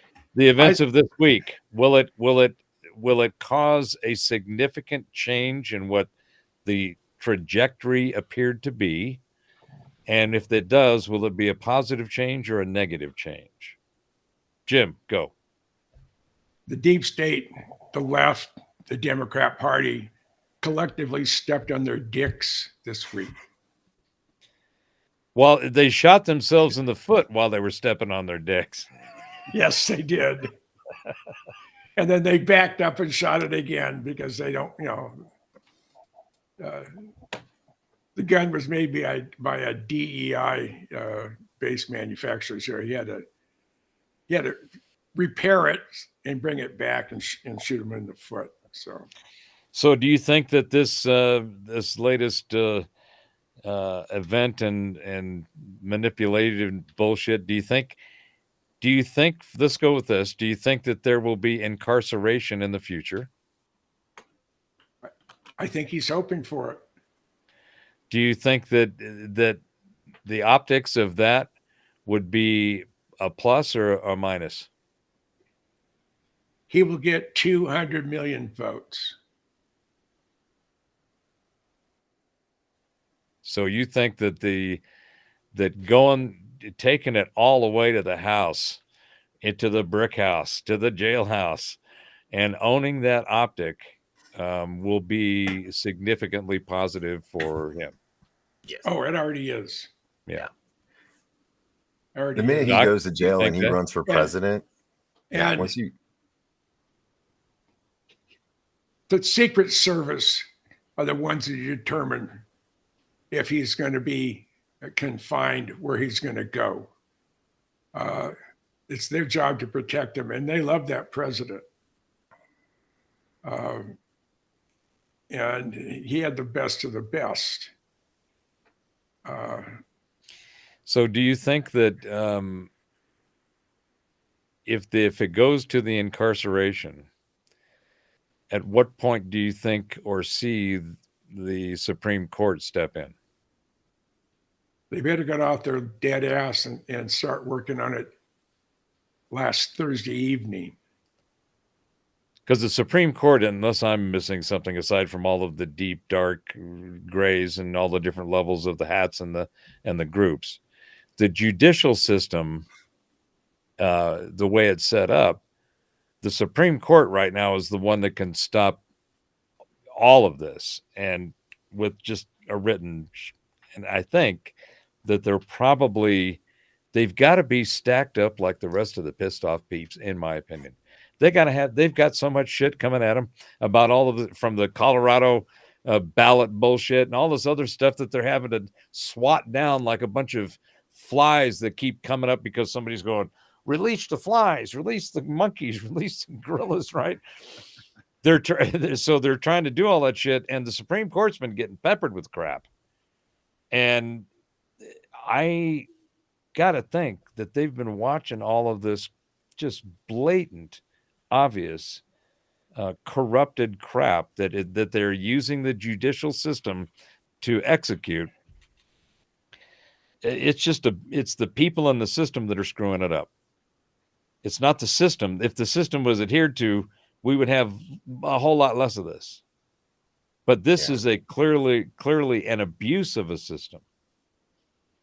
And that abuse is out in the open, and they're not even being shy about it, which is, it's either serious brass ones or it's a bunch of loose ones knocking around in the noggin, because it's not making any sense. Yeah. So go ahead. I was going to say, if they end up doing it, then can they go back and people go after the previous presidents? Because isn't it like, I recall a woman, not that pretty, went in front of the press with a $800,000 or $900,000 check from Clinton to just not talk about what they did. Yeah, was her initials BJ? Oh no, that was the action. That but I mean, that got away, and that was made public, and it was accepted. It was like, oh, okay, so they paid her hush money. She's not going to make a big deal out of it. And even though she went and showed the world the check, in front of the podium, people don't want to remember that. And that's why I think the Mandela effect is a gigantic worldwide experiment to see if we can change history. Ponder on that. If we can remember history. Yeah. And what's interesting to me is I've had conversations. I did a show with Brian Singh last month, and the title of the show was "Fortune Favors the Prepared," because he does not only a lot of preparedness work, but he's I think one of the guys that's organizing the UFO concert, the Full Disclosure Now in Florida in July. And he's got a lot of anecdotal stories and so forth about time travels, particularly the super soldiers, the 20 and back and all that. And I'm still trying to get the idea of time travel to work in even a frequency physics model, because I think that what happens is that there's the reason memories and instances and all of that happen is because as every frequency stamp is created, it's never destroyed. It's always there. It's always available. That's information that one can simply dial into that frequency set to go and get it. That's how remote viewing works. That's how I think even psychic experiences are. But none of that stuff it's never destroyed. It's always there. Can it be obfuscated? It's whether or not you have a good enough radio to tune in. Right? What's the amplitude? What kind of juice? How big's your antenna? Mm-hmm. And is your antenna attenuated? So you're saying something, Gerald? You'd have to be on the right band also to receive that frequency, just like a radio today. Is it So it's like ayahuasca and stuff like that. Is it Voyager 2 is still transmitting at less than 10 watts and we're receiving the information? Which is amazing. Yeah. It's just a frequency that's out there that can be identified if you can attenuate to it. So it's like, okay, well, how do you get on that spectrum and then find the dial to guide your shed in? Yeah, I want that dip switch to turn on. Yeah. Yeah, because there's plenty of dips that got their switch on now. Am I right? Mm-hmm. There's too many dips with their switch on. We need to go in and find the master dip switch. Mm-hmm. But it's really, to me, it's like we were talking about Terrence Howard's 3D model, the three-dimensional model of the periodic table, mm-hmm. and the toroidal right-hand model that seems to happen in sound and light. Right. It's just, you don't have to explain why it does or how it does, but just to know that it does, and you can see that characteristic is the first place you have to start to go try to manipulate it and get engaged and make sure that you're getting the most out of it, because it's there whether you want to acknowledge it or not. Yeah. And it's a matter of you making that, having an intentional sentience, an awareness, which is only expressed in organic life, which goes back to the AI thing. You can't put consciousness into a software and hardware model, into a billiard ball, a grit model. You can't do that, because if it could, we would have already done it. What about information in crystals, though? That's just a storage. That's just data and information. That is a static set, right? Mm-hmm. So all of this AI stuff, you can't program intention, intellect, having a thinking process. You can mimic calculations and formulas, and you can mimic certain kinds of reactionary behavior, but all of the identity, the instinct, the creativity, the curiosity, the imagination, there aren't any formulas for that in any science, because they don't even. Spirit. Consciousness is the hard question in all sciences. As soon as you introduce the observer effect, consciousness, it alters whatever's going on. Yeah, so and they can't explain never it. be able to formulate or think of anything new. There's no creativity. You can't program creativity. You can program variables, and you can put as many zeros on it as you want for the iterations you want it to express. But people are going, AI is going to take my job. And it's like, have you seen how AI is currently doing its job? It's not having a good time. Its track record and therefore credibility and trust is not good right now. And it doesn't seem like it's going to get any better. In fact, I will go on so far as to say that we're about to see the AI bubble. And it's going to be very much like the .com bubble in the early 2000s. And there's going to be a cleaning of the house. There's going to be a lot of people, a lot of wailing and gnashing of teeth because of, I thought this was going to be like the Savior and the Maximus and create the big thing and have all this incredibleness. And that's not what's going to happen. It's going to get up, blow up, and then you're going to see a lot of individuals building their own AI, or more accurately, expert system to go make a task more efficient and with less friction in a system that has been harmonized and optimized to do and manage whatever that information in there is supposed to be doing. And it's that simple. If you want to see the kind of tech that we're going to have around the corner, go watch the latest episode of Star Trek. Watch Discovery, or what's the other one? Strange New Worlds. Yeah, there's some woke shit in it. But you want to see how badass tech can be put together and integrated. They have got it going on in those shows. Let me tell you, I want some of that. Right. I want that tech across the board. And all of the Robert- tech they've got in there has already been validated. Robert, what Ben Rich told me just before he died. Jim, he died in, I think it was 95.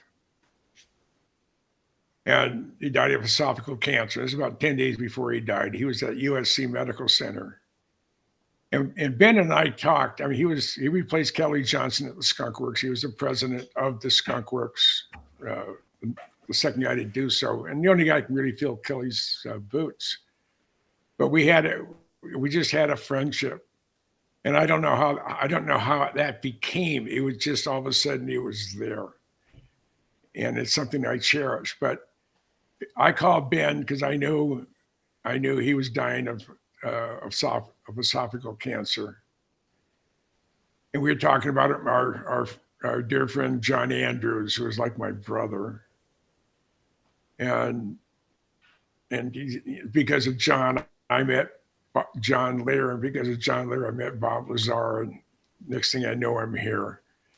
But he's how did I get my brain fart? Yeah. Oh, we were. He said to me the last thing he said, Jim, he said, we have things out in the desert that's 50 years beyond what you can comprehend. And he knows what I can comprehend. And he wasn't implying that, they could try to design something like that. He implied that next up, comment he made, he said, and Jim, if you've seen movies like Star Trek or Star Wars, we've been there, done that, and decided it wasn't worth the effort. And I said, Ben, you want to expand upon that? And in Ben's typical fashion, he said, no, thank you. And he died about 10 days later. I got to tell you, if they were able to come up with and master the whole beam me up shit and the replicator and the food and all that stuff, and they decided that shit wasn't worth it, I'd like to go revisit that with them. Because I'm kind of thinking that how in the hell, if you had that, would you not want that? Yeah. I mean, and he said at UCLA in 1993, shortly after he retired from the Skunk Works, he said, we have just, now think about the statement. This was in his prepared text. We have today, 1993, 30 years ago, we have the ability to take ET home. But to allow the general public to see what they have hidden from us, they won't allow us to do that. I mean, I'm sure they have all of Tesla's inventions working, or had working models of them. Everything. And President Trump has indicated that on that end of that end of the information highway, everything is going to be released on UFOs, and anything that has to do with that whole range of ideas associated with interstellar travel. Well, the whole, to me, the movement within the cosmos and the universe that we inhabit has its characteristics, its attributes, the way that air flows, the way that we move, the way that this thing called gravity, which isn't gravity, it's electromagnetism, that's generated by the plasma that's at the center of the Earth, that is an expanding one that has all kinds of stuff to it. That's why my chest went from here down to here. Yeah. Now I know. I mean, yeah, see? Hey, asking, mentioning the core and everything. I've heard this thing online the past few days where someone asked a simple question. If it's so hot towards the center of the Earth, why does it get colder the deeper you go in the ocean? I just wanted to throw that out there. Well, that's probably because of the anal linkage around the ridge.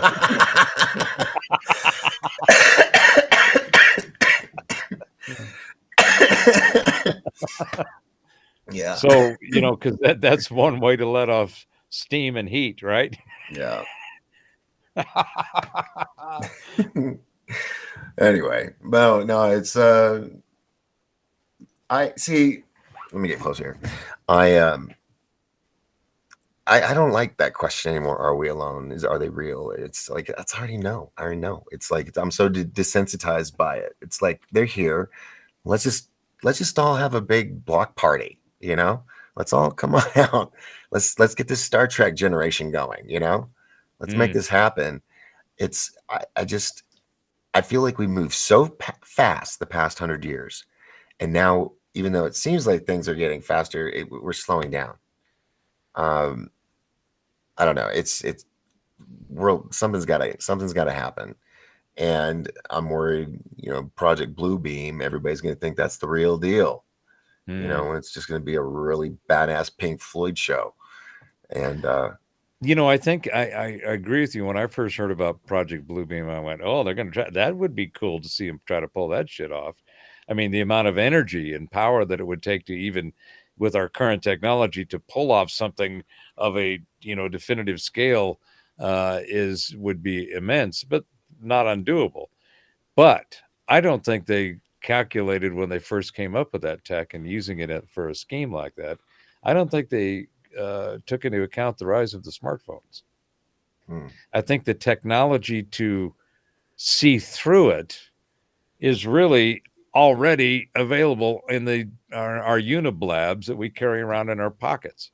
Mm-hmm. And it's going to be much more difficult to substantiate it, because I think there's going to be a whole bunch of people using their digital assistants and capturing it, and people going, well, wait a minute, because now, I mean, as soon as you get any kind of spectrum capability, infrared, night vision on your device, which you can get now easily just on separate devices, but it's going to be on our uniblabs, so you're going to be able to see stuff. That's one of the reasons that this whole James Webb is, causing all this indigestion among all the physicists and the cosmologists and the astrophysicists about the age of the universe and the Big Bang or the Big Crunch. What the hell's going on here? Because James Webb just at least doubled and may have tripled the information that they used to determine that we were only 13 billion years old. Well, it's somewhere around 30 or 40 billion, and it's just keeps growing. Yeah. Obviously, the math, the model, the men and the machines that went into that answer are completely. They need help. They need to be cleaned, recalibrated and recalculate it because it's wrong. They've And, proven and it's themselves, only and it's only been operational a year, right. and they have at least a 5-year life. Hopefully, it'll be much longer. I mean, look at Voyager. I mean, Right. that was at 50 years, Mm-hmm. a long time ago. Like a Timex. Yeah, yeah, but they don't build Timex anymore. You get a little cheap little thing with a digital readout or Everything's on the whatever. phone, and then you can take your watch and make it any kind of watch you want. Yeah, Yeah. So the miniaturization of the technology is going to continue. It's just obviously a clear trend. That's an easy prediction to make, right? Because Right. trends, it's like, kind of this looks like it's going in that direction. But how it can be used, how it will be used, the going back to that sovereignty and providence you were talking about, the importance of that's what we're going to need and see. We're going to need the digital technology to manage that, because our digital asset as who we are and the sovereignty of who we are is going to be needed to go everywhere and do anything, because it's just the way it's going. It's none of that. It's logical. If all of the tech is implemented with ethics and oversight and auditability and transparency and all of the system optimized stuff, you don't have to worry about shit. The transparency and the security is already there. Yeah. And that's what we're lacking right now. That's what this whole blockchain thing will bring as the foundation to all these new ways to do things. Everything from governments to banking, the financial, the judicial, everything will be nominalized in a digital format. And as scary as it sounds, realize that right now, all of the intermediaries and all the things that are involved in getting anything done is filled by humans. Mm. And these humans have like all kinds of peccadillos and crazy shit and preferences and biases and ideologies and who, them, they.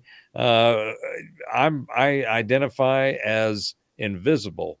My pronouns are who, where. Because once you have that sovereignty over that digital content and it's implemented on a system of transparency, nobody has to worry about trust. Nobody has to worry about who's getting in the middle and, turning the knobs in their favor. Right now, there's no transparency and the system is designed to not work efficiently. So there's all kinds of opportunity to go in there and cause friction and chaos and thievery of the energy that's flowing about. So what we will have will be awesome, but we just have to hold our nose until we get there. Mm. So round the box here, if you had to think of a movie that you think best describes or represents where we're going to be in the next couple of years, what movie would it be? 1984. No, that's a good one. In the next couple of years? Yeah. Come on, Goodall. You don't want that shit in the next couple of years. I'm going to be around for at least another 2025. Yeah, we're all counting on that. A lot of people aren't. Yeah. There's a lot of people that are going, oh, yeah, it's like, yeah, it's all right. We got shit, it. he's We'll keep still an eye on here. Or doesn't he die? Gerald? So Oh, in yeah. the next couple of years, right?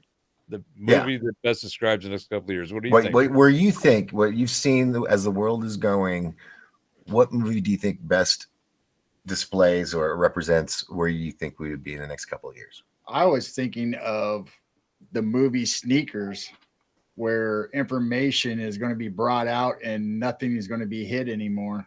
Mm-hmm. One of my favorite movies. Yeah. Absolutely love that one with Redford and Dan Aykroyd was in that.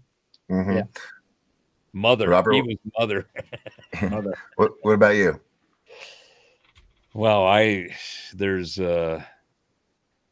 pieces of a lot of different movies that come to mind, Right.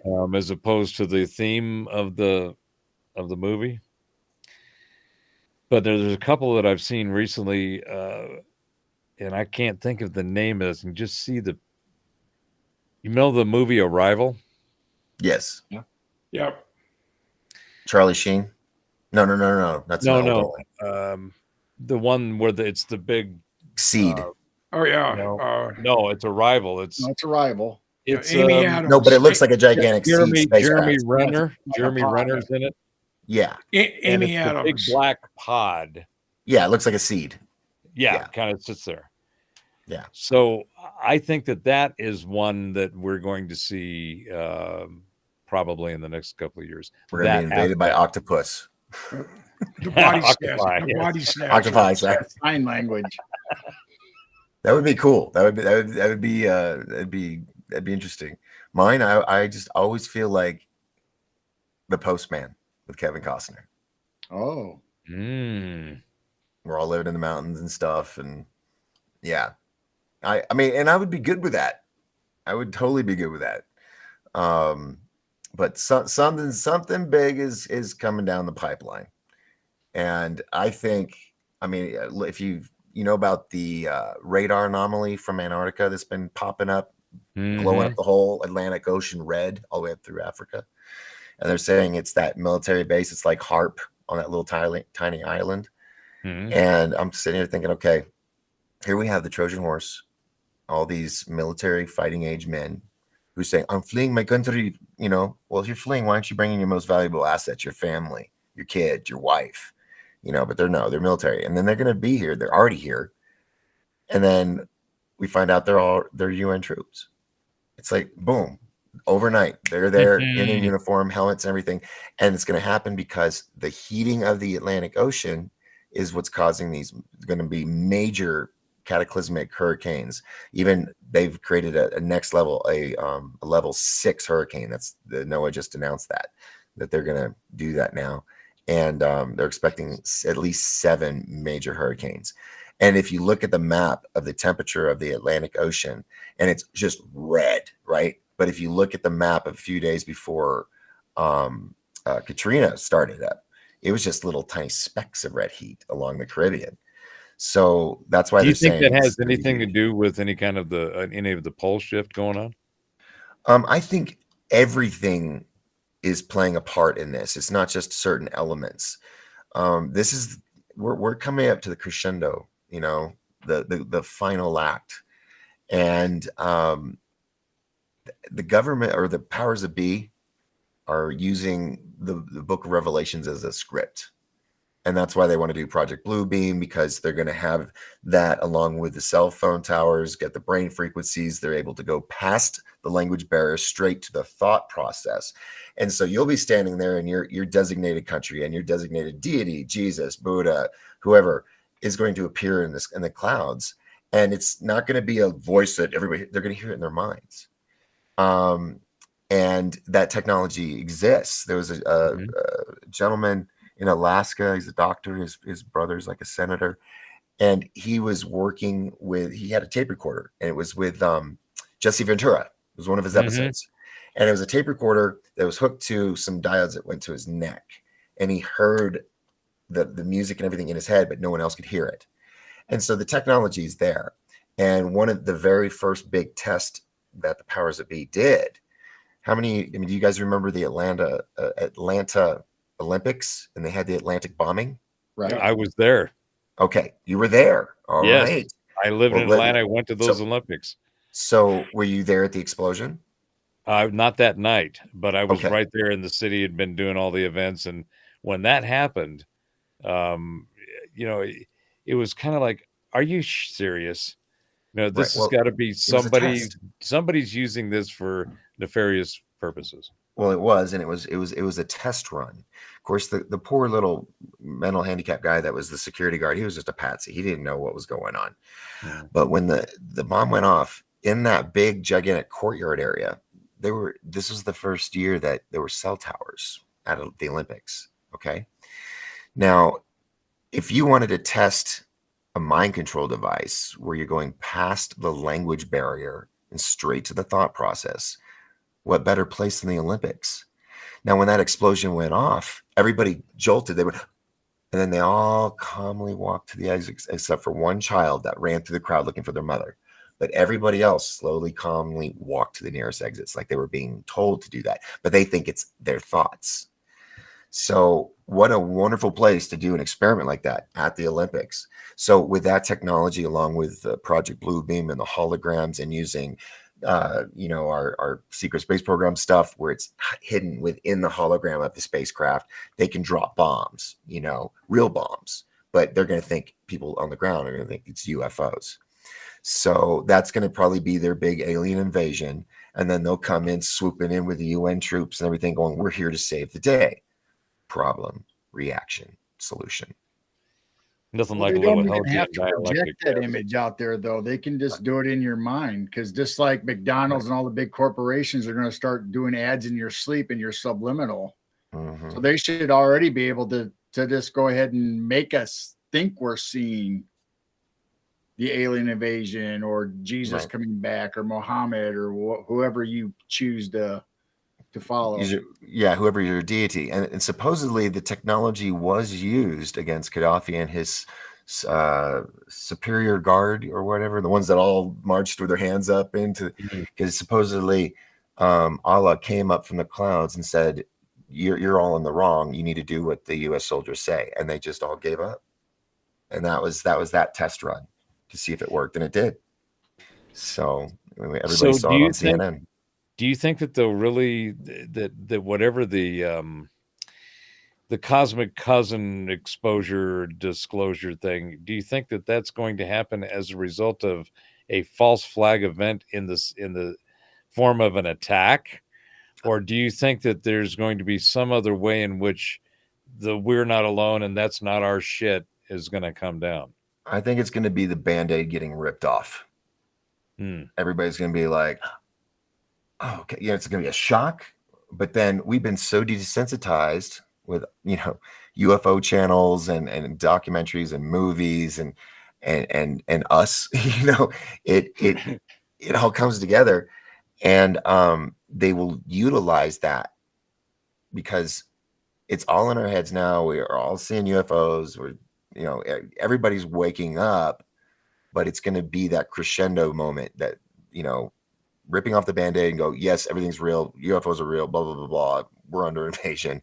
It's the lizard people from Mars or whatever. So when you said rip off the Band-Aid, I saw this Band-Aid getting ripped off and all these little aliens jumping out, go wee, wee, wee, coming out, making their, jumping all over, getting wherever they can.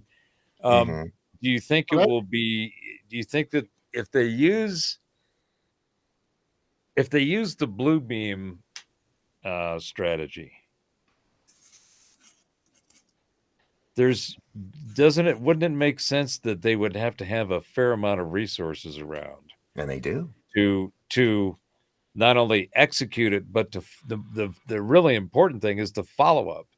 They want to scare the shit out of people and then get them all herded, kind of like what they did with this whole spamdemic crap that they pulled on us 4 years ago. Well, the goal is to get everybody out of the rural areas and into the cities so they can control them better. That's why the smart ones say, I'm heading to the hills, because once you're in there, like, for example, I grew up in Dallas, Fort Worth.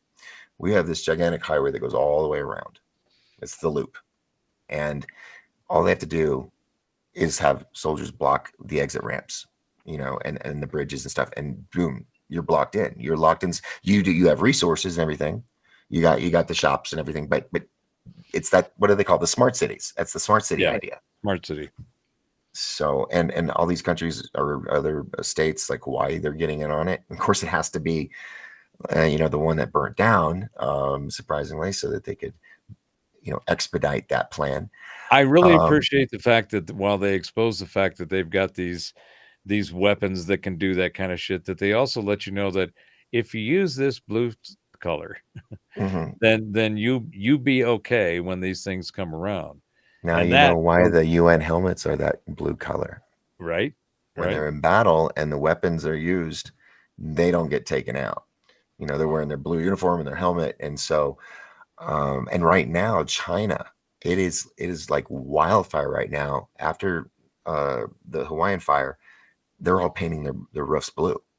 If you go in China, look, blue roofs, you'll see it everywhere, and Yeah. people are catching on. That'll And be good until they change the frequency. Then you'll have to have red roofs. point taken. That is a good point. And they'll have to figure it out though. But when you look at the frequencies, that color blue is the only one that doesn't catch fire. You know, it reflects instead of absorbing the heat of the weapon. And the weapon is just like the thing that it's a machine you can get at Home Depot, and it heats the paint off your metal and stuff, and it's a laser beam. Right. I mean, it's that technology. It's nothing that we don't have access to. Just they have it on a grander scale in these huge aircraft with a gigantic, lens thing on the front. Which also, by the way, do you remember the movie Real Genius? Yes. Yeah. With Val Kilmer? Mm. That was the opening scene. Is that weapon coming from a plane? It takes a guy out in his little, Hawaiian chair, on his patio, just gone. And that's what happened. If you saw in the fires, which I was on top of that 24/7 while it was going on, just every little video from somebody, I watched it. And it was, I brought it up on my show for a bit. I was like, the blue, why is the whole restaurant in, powder, but the blue umbrellas are untouched? Why is that all the cars melted, but the blue cars untouched? And then people started catching on. And this one little young girl on TikTok, God bless her, she figured out the frequency and she started showing videos on it. And that's when it spread like wildfire. Next thing you know, now people are painting the roofs. So little things like that. And then the weapons that they use, CIA uses, that they used on the people at the embassies that would make them ill or sick or dizzy, The Havana syndrome. LRAD, another one. LRAD, it's supposed to be for crowd control. Will cook your inner gorge. You just, it's a microwave, and it's directional, and they can pinpoint it. And so when those came out, I didn't go to no gatherings or riots or protests. I was like, no, they got LRADs now. I don't want to be around when that happens. But a lot of these technologies are what they're going to use in this big event, this big red flag event, false flag event. So if they do this fake alien invasion, whether it's through blue beam or mind control, however it comes out, so while they have us under this control, so are they going to let all the reptilians and all the aliens that are already here on Earth just take their positions, and then they're going to bring us out, and we're going to think, oh, this is the invasion, but yet they're the ones that are already been here. They're not coming. They've been, the reptilians and all them have been around forever. I think they came from the do you know about the asteroid belt? It was a planet that exploded. Yes. For the Farsight Institute, which is a public remote viewing team. Yes. They did a whole thing on Mars, and what they discovered was the planet that now is the asteroid belt was in a battle with Mars, and it got to the point to where they're firing these weapons from one planet to the next, and one of them was an electric weapon that literally created the canyon that's just on one side of the planet. It's the Valles Marineris on Mars. Yeah, it's bigger than the Grand Canyon. Biggest slice, and there's no debris anywhere. It's simply like a Birkeland current carve. It's like if you take a piece of wood and you put two nails and you put, a battery to it, it's going to burn, a hole in the wood in the shape of what looks like a canyon. Right. So supposedly when that happened, they got struck on that side of the planet. And then the next time, the city gets hit, and then Mars supposedly fired back at this planet, the lizard planet, and they fired it at the thinnest part of the mantle, and it popped the planet like a balloon, and it turned, and then over eons, it turned into the asteroid belt. And some of that hit us. Some say it's what the dinosaurs, took them out and whatnot, but it brought some of that life. It brought the lizard people and all that. There's a lot of speculation in our job. Oh, Robert, we just did a show not too long ago where we looked at Mars and all this stuff that we were finding. Yeah. We pulled up, we started with Google Earth and just fired that bad boy up and went around, dialed into different things to see what some of the street views were, and went down to B's territory in Perth, Australia. he was supposed to be on and he had to cancel. So we said, well, let's go see if we can find him on Google Earth. So we went down there and played with that. And then we went to the moon, and then we went to Mars. And it was kind of fun. We used Zoom instead of tonight. We're using the Rumble Studio, but we use Zoom. And in the new Zoom, they have these, what they call the immersive view. And the immersive view is basically a background, different kind of ones that they have, but all the participants are placed in the background. So there's one that's like a screening room, and it's got the drapes and the seats and the big screen behind. So when we would log in, it put us in these chairs sitting in like the screening room with the big share screen above it. And it was a lot of fun because it looked kind of cool. It looked like we were sitting there in the screening room doing our critic thing, which we did anyway. But we had Google Earth, Moon, and Mars up, and that was a lot of fun. Yeah. It's nice to go poke around and see how much of they're going to show you. And if there's anything new. Have you heard of Bruce Sees All? He's Sounds a familiar. YouTube channel. He's got himself a nice telescope and rig and just spends a boatload of time paying attention to the moon. He has caught some anomalies and stuff and does regular live streams and feeds, and it's really great to have to see when they're paying attention, what they find. When you see it live and then you see the craft flying over the moon and you see the shadow on the ground as it flies over it, those I love. Yeah, because it's something different than a dot video. That's definitely, which I hate dot videos. That's not some wild heron flying across in the atmosphere across the horizon that's putting a shadow on the moon. Mm-hmm. Yeah, that's what I was saying earlier too. I don't know how this cosmic cousin reveal is going to go down. It seems to me that there's going to have to be kind of I don't think the shock thing is going to work for if they're going to try to use it as an effect as much as they think. It'll have more of an effect on Western societies and cultures, especially the ones that are under the Abrahamic theology, Judaism, Christianity, and Islam, because those are all monotheistic, and they got a whole thing that a lot of people have followed that really it doesn't take into account cosmic cousins. It does if you, depending on how you interpret angels, demons, and the lesser gods and all the other things that are mentioned briefly. But there's all these ancient writings that go into much more detail. The Enuma Elish, the Sumerian, the Babylonian, the Akkadian. I mean, they've all got much richer stories of creation and even the flood than what the Abrahamic religions have. So those folks, I think, are going to have a really hard time. They're going to have the people are going to have the most difficult challenge in going through the God that you were told you were following with all of your existence is not really who you were told it is. There's a problem here. Now there is some alternatives, and in fact, the reality is actually much better than the spell you were under. But I think that's going to be part of this great reveal. I'm looking forward to it. And I'm hoping that this last generation learns how to start a push mower, because there is a lot of work ahead. And right now, these poor saps aren't worth shit, and they're going to be in our way of getting things fixed as opposed to being of any help. Somebody's got to cut the overlord's grass. What's that? Said somebody's got to cut the overlord's grass. Right. Yeah, you got to keep your bushes trimmed. Mm-hmm. Yeah. Hey, boys and girls, I'm about ready to go to sleep.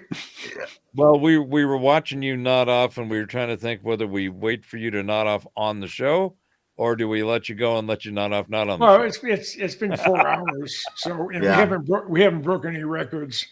But no, I'm good. I'm glad you called that. I have had an outstanding time. I really thank you guys for slapping your yap. I love our Geezer Geeks program. Yeah, thanks for letting me come on. And I was delighted that Chastity came on. She's a real sweetheart. And Yeah, I text her or email her. No, I text her primarily almost every day, just to try to keep her, cheer her up, make her laugh, let her know that she's not alone. That there's a lot of people out there that maybe have not had direct contact with her, but have been influenced by her and can sense her positive presence, even with a tainted past. She's a real sweetheart. She does not look her age at all. 41? Are you shitting me? No. And she wears. It appears she wears no makeup. I like natural. Well, yeah. Yeah, Yeah. unlike you, Yeah. who needs a whole powder before you get on. She just, in fact, I think she said she was in her PJs. Yeah. Yeah. No, she's there's something special about her, and there's something special about Heidi as well. I met them both on Mr. B's. That's when I met you, Robert. That's right. I think it's because of Doc. Yeah, I think that it might have been. Well, Mr. B was like, "How do I start a podcast?" So I try to help him with some stuff, and he's doing pretty well. I'm happy for him. Yeah. Speaking of Heidi, Doc, she said in a chat she wants to talk to you about Laurel Canyon and compared notes. Laurel Canyon, that was the place. Oh Jesus! that was the place that I was mentioning about the musicians and 30 Seconds to Mars, the lead singer is living there. And here's another thing. Did you know that the gentleman that what was the word I'm looking for? He's the guy that told everybody the Gulf of Tonkin's going down. Admiral not right. Yeah, I know what you're thinking. Morrison. Hmm. Yeah, Admiral Morrison was the guy that said, "Oh, the ship's been sunk and all that." Well, his son is Jim Morrison, and the mamas and the papas, all their parents were military or government agents, and a lot of them that lived in Laurel Canyon, they were all military brats, and so it was like their parents were one end of the spectrum, and they were like totally rebellious on the other. But a lot of people don't know that, about Jim Morrison. So, anywho. Did you hear something about Sir George Martin he was under the Tavistock or some mind control when he was putting the Beatles together and making that happen? Oh, I don't know, but the Beatles, there's a reason why they're one of the most historic bands of all time, is because of the Tavistock? Artistry. The Tavistock Institute, is that what you're talking about? Yeah. With the remote viewing? No.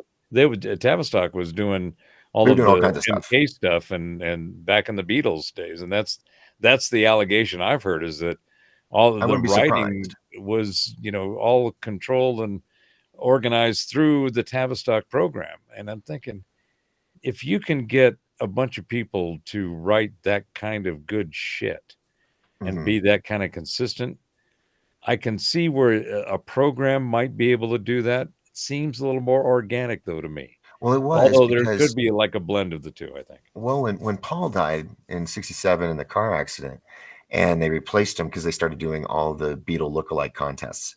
That's where they found William Campbell, who wanted to be a paperback writer, but he was a Bobby, a cop, but he looked just like Paul, and so they taught him how to play left hand guitar or bass, right? Yeah. And he went on tour. Now, he and John Lennon, this is what made John so amazing, and the guy that played Paul McCartney, is that they used the lyrics in their songs, the album covers, to tell the true fans the real story of what was going on behind the scenes and how they had to stay, because they had an 11 album contract, and the accident happened after the first album. And you look at all these songs, the most recent one that came out 20 years ago, Free as a Bird. It was like a lost track that they found, and then they released it 15, 20 years ago. In the music video, if you watched Free as a Bird, the music video, you visually see the story of the car accident, the Bobbies, and then John Lennon sitting in the home office of William Campbell talking about, hey, we want to bring you in. This is how we're going to do it. You and I, we're going to, you're a writer. I'm a writer. We're going to hide the truth in the lyrics of our music. And they did. And if you know the story and then you listen to the music, you're like, holy shit, like Sgt. Pepper's Lonely Hearts Club Band, when they all of a sudden say, yeah, we'd like to introduce to you the one and only Billy Shears, which is William, short for Billy William. Mhm. And he comes out and he goes, what would you say if I sang out of key? Would you stand up and walk out on me? It was this introduction to the world as the new member of the Beatles that nobody knew he was the new one. Then And so about the car accident. The car accident is very big. And then if you look at their album covers, you see a car coming off when they're holding all the baby bodies and stuff. There's a car going off the edge. A lot of their albums, you see the whole band looking down. It's supposed to represent them looking down the grave. That is why Paul did not wear shoes in Abbey Road's album cover, because when you bury somebody, you don't bury them with their shoes on. And then the license plate on the Volkswagen Bug was how old he would have been. It was his birthday or something to his, his birth or death. And there's so many of it. I mean, if you just look up Paul is dead on Google, you will find some rabbit holes that are a lot of fun to go down. Just a Sgt. Pepper album cover. Yeah, you have Aleister Crowley and all these evil people that are embedded in this choir of celebrities. And also the hand above Paul represents death or something in a certain culture. The symbolism of you look at the base on the ground, you see the flowers formed in a left-handed base, as flowers for a funeral. So there was all of these things that were hidden there. The song a Day in the Life, where they have the orchestra involved, and then there's just chaos, violins and just nuts and stuff. That was the car accident. And if you watch the original music video they did back in the 80s, they show it's like chaos. And then they show a picture of Paul McCartney in the studio with all the musicians, and he's got this rubber like mask on that gives him a head wound, because in the car accident, his head was chopped off like this. So certain people kind of recognized him. And it's all in the lyrics. It's all in videos. It's all in the album covers. I mean, if you know what to look for. So that's why the Beatles, I believe, are such an iconic band in our history, because they did more than music, but it took several decades for people to figure it out. So I like that shit. Right. Well, right. on that tinfoil hat note, of course. I'm gonna go, gentlemen. Always. yeah, we're all gonna go. This is not one of those let them all out at one time. This is a push one button and say adios. We're all gonna go together. So thank you again very much, gentlemen. It's my pleasure to be around such honorable and esteemed individuals. Robert, and Gerald, it's been great. Thanks again, and look forward to the next one. Everybody who watched, thank you very much. Like, comment, subscribe, share, tickle that like button on in the middle, its third eye, and we'll see you next time. Ciao bella.